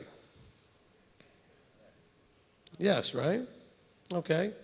That was not a whole lot more than 2,000 years ago. It was around not even. It was 2,000 years ago, give or take a few years, right? It was not quite at 2,000 years, but his life was going on at this point 2,000 years ago. We're not quite to his ministry point, if we're going to keep that. Okay, so we have that. He kept the Sabbath correctly. He kept everything correctly. Do we have references and confidence that he kept it with his Jewish brothers? Absolutely. Is there a single reference that they were doing it wrong? Is it reasonable for us to assume they were doing it right? Yes. Okay, so when the lunar Sabbath and this one and that one and all the other one, the sunrise to sunrise, all those guys want to make their cases from Genesis, you don't have to go back that far. All you need to do is show me and everybody else in the last 2,000 years when the Jews changed it. And you won't find that because they never did. They didn't change it from lunar Sabbath to Saturday. It was always there. Now people say, well, it was always Saturday. Well, it was a 7-day count. It was a seventh-day count because some weeks and some generations of calendars might have had 8 days or 9 days. But it was on a 7-day cycle. And it wasn't based on just the lunar cycle. And the Jews today did not arbitrarily just decide to mess that whole deal up. And if you understand the Orthodox Jewish community, they are beyond obsessed with getting that right. Why, by the way? Because that's the thing that got him in more trouble than anything else in the scriptures, messing the Sabbath up. There's probably more Talmud written about that than anything. All kinds of instructions that keep them from messing up the Sabbath. So before you go to your morning to morning and this to this, first deal with your anti-Semitism. Then deal with, you must show in the last 2,000 years where they changed. Because they were doing it right. One genius of a teacher out there, I won't mention his name, his answer to all of this years ago when he was lunar Sabbath was, well, he did that as was his custom with his Jewish friends, but then he would go out into the woods with his disciples and keep it on the proper lunar day. I said, now you're just making stuff up. There's not even a verse for that, but he literally was teaching that. There's not even a verse for that craziness. So let's understand that we have no documentation to demonstrate any of this stuff. So are we going to then argue, well, it says Erev and Boker. It doesn't actually say Lila for night. It says Erev. And we're going to go into this whole argument, and that's kind of where Kathy's going. Are these people biblical Hebrew scholars? No. Do they understand the culture and language of the times that it was written and how the idiomatic phrases work? No. They probably are like the guy I argued with who had 2 Israeli friends and a blue letter Bible. So now they're Hebrew scholars. Okay? That's the problem. We have people that are absolutely unqualified to run around and calling themselves experts, so to speak, or acting like they are. They maybe don't, I should actually be nice enough to say they might not actually refer to themselves as experts, but they certainly come across as if they are, and people are convinced that they are. And they're leading people into these places of confusion. And there are some prominent people out there who have gone into now the morning to morning thing. That's up to them. I'm not judging it. That's part of their journey. I think it's wrong. Okay? Now, in Leviticus chapter 23, we get a reference to the Day of Atonement, which we know is treated exactly like a Sabbath, except you're not eating on it. And it tells you that it is a Sabbath in verse 32. He says, Sabbath to you, and you shall afflict your beings on the 9th day of the month. At evening, from evening until evening, you observe their Sabbath. There it is, evening to evening. Look, I've watched people argue and debate about what does it mean between the evenings to keep the Passover. It means afternoon. Oh, but in the Hebrew it says Erev, and this and that. As a Jew, I can tell you that phrase means afternoon. Okay, they don't always have a straight English from Hebrew translation of ideas and phrases. If you know another language, you know exactly what I'm talking about. There's so many things in your language don't translate directly into English. or vice versa, from English to your language, because we have different ways of saying things. I mean, my wife speaks Romanian, and I've had to ask her a couple of times, well, how do you say this in Romanian? And occasionally she'll say to me, well, you can't. I go, what do you mean you can't? She said, well, we really don't have, that's not something we would say in Romanian. The way we would say it is some other way. So it might take a sentence to say something in English we say in a word. Or in English, we might have to use a sentence for something they use in a word, because it doesn't directly translate. So what does it mean when it says between the evenings? It means in the afternoon. You know what Aviv means? Spring. Oh, Aviv means you have to go and search for barley. There's no documentation of anybody ever searching for barley. Okay? The word Aviv says in the month of Aviv, in the spring. The month of Aviv means in the spring you're going to keep Passover.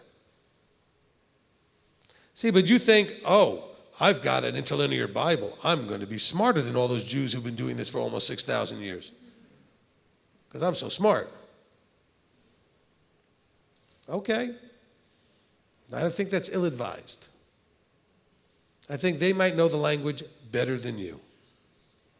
Just a hunch. Okay? Look, I have limited Hebrew school background. I was bar mitzvahed. I learned a bunch of Hebrew. I was raised with it.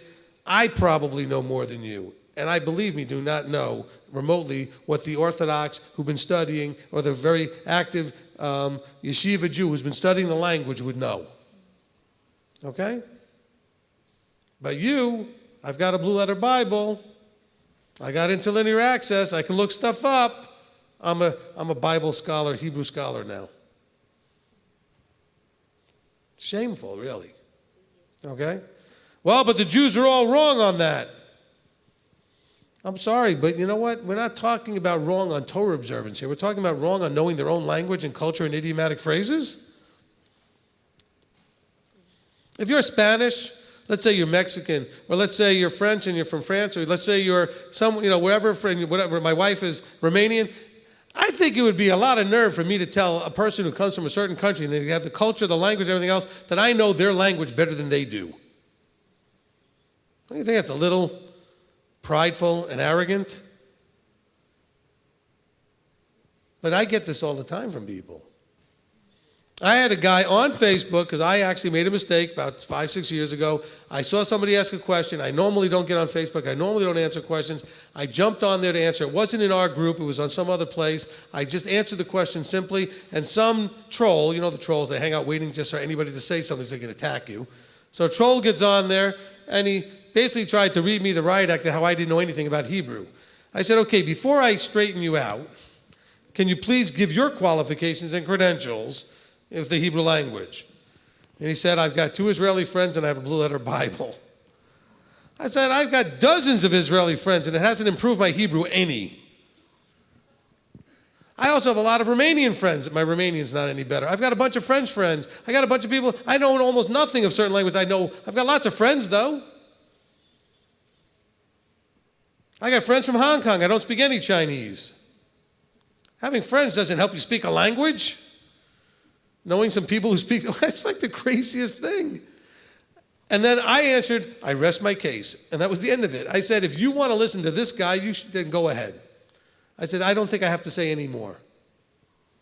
If you want to listen to a person whose expertise is he has 2 friends who speak a language and he has a blue letter Bible, then you deserve whatever you end up with. That's all I said in the post.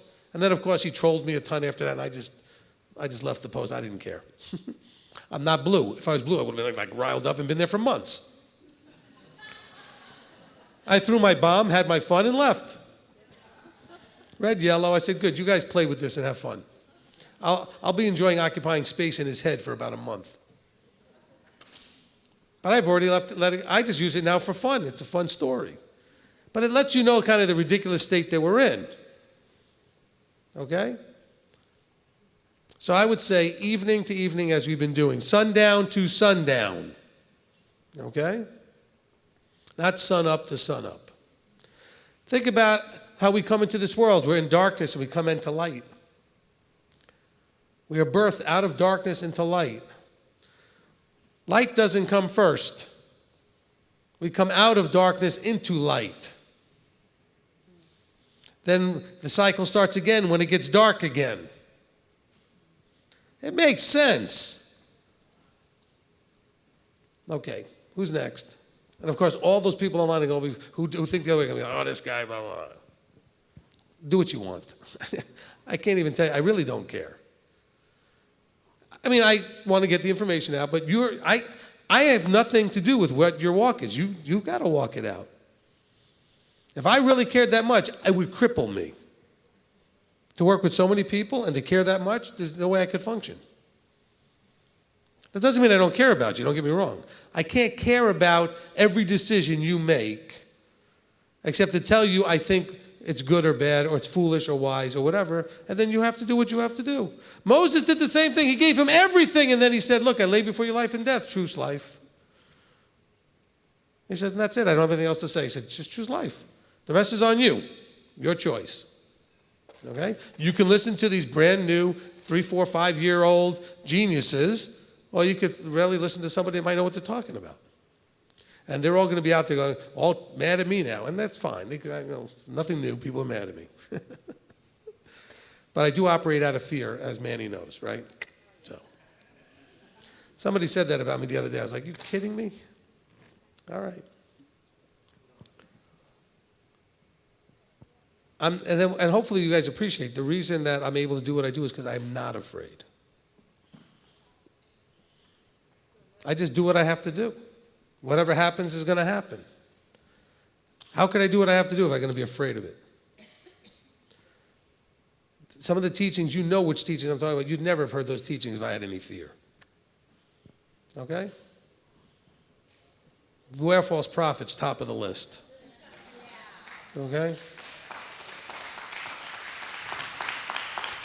All right, it's almost 10:15. I think we can go ahead and wrap this up. For those of you that hang out till about midnight, we'll do Millennium Kingdom Part 4. I'm kidding. Now, we got to make sure that we don't make these things too late because breakfast is early, our days start early, and I want you guys to be here for the Deuteronomy readings, okay? And remember, this is, we're just getting started. This is a long journey, and you've got to have the stamina to get through and have the energy to get through and to glean all the wonderful things He wants you to experience this week. Amen? Amen. Okay, let's get somebody to close us in prayer. Come on, guys, hands up. All right, let's bring it on this side. Bring it to Greg. Let Greg close us. All right, so Greg's going to go ahead and close us in prayer. Avinu Malkeinu, our Father, our King, Abba, you brought us to this place in the way that each of us are in our own individual beings. And I pray that you'd cause us to, as Rabbi said, to glean what you have for us out of every nugget that we can and give you always the honor and the praise as we go in Yeshua's name and his authority. Amen. Amen. Amen. All right, Laila Tov. All right. Go have a good night. We'll see you in the morning. I'll wave at everybody in the live stream.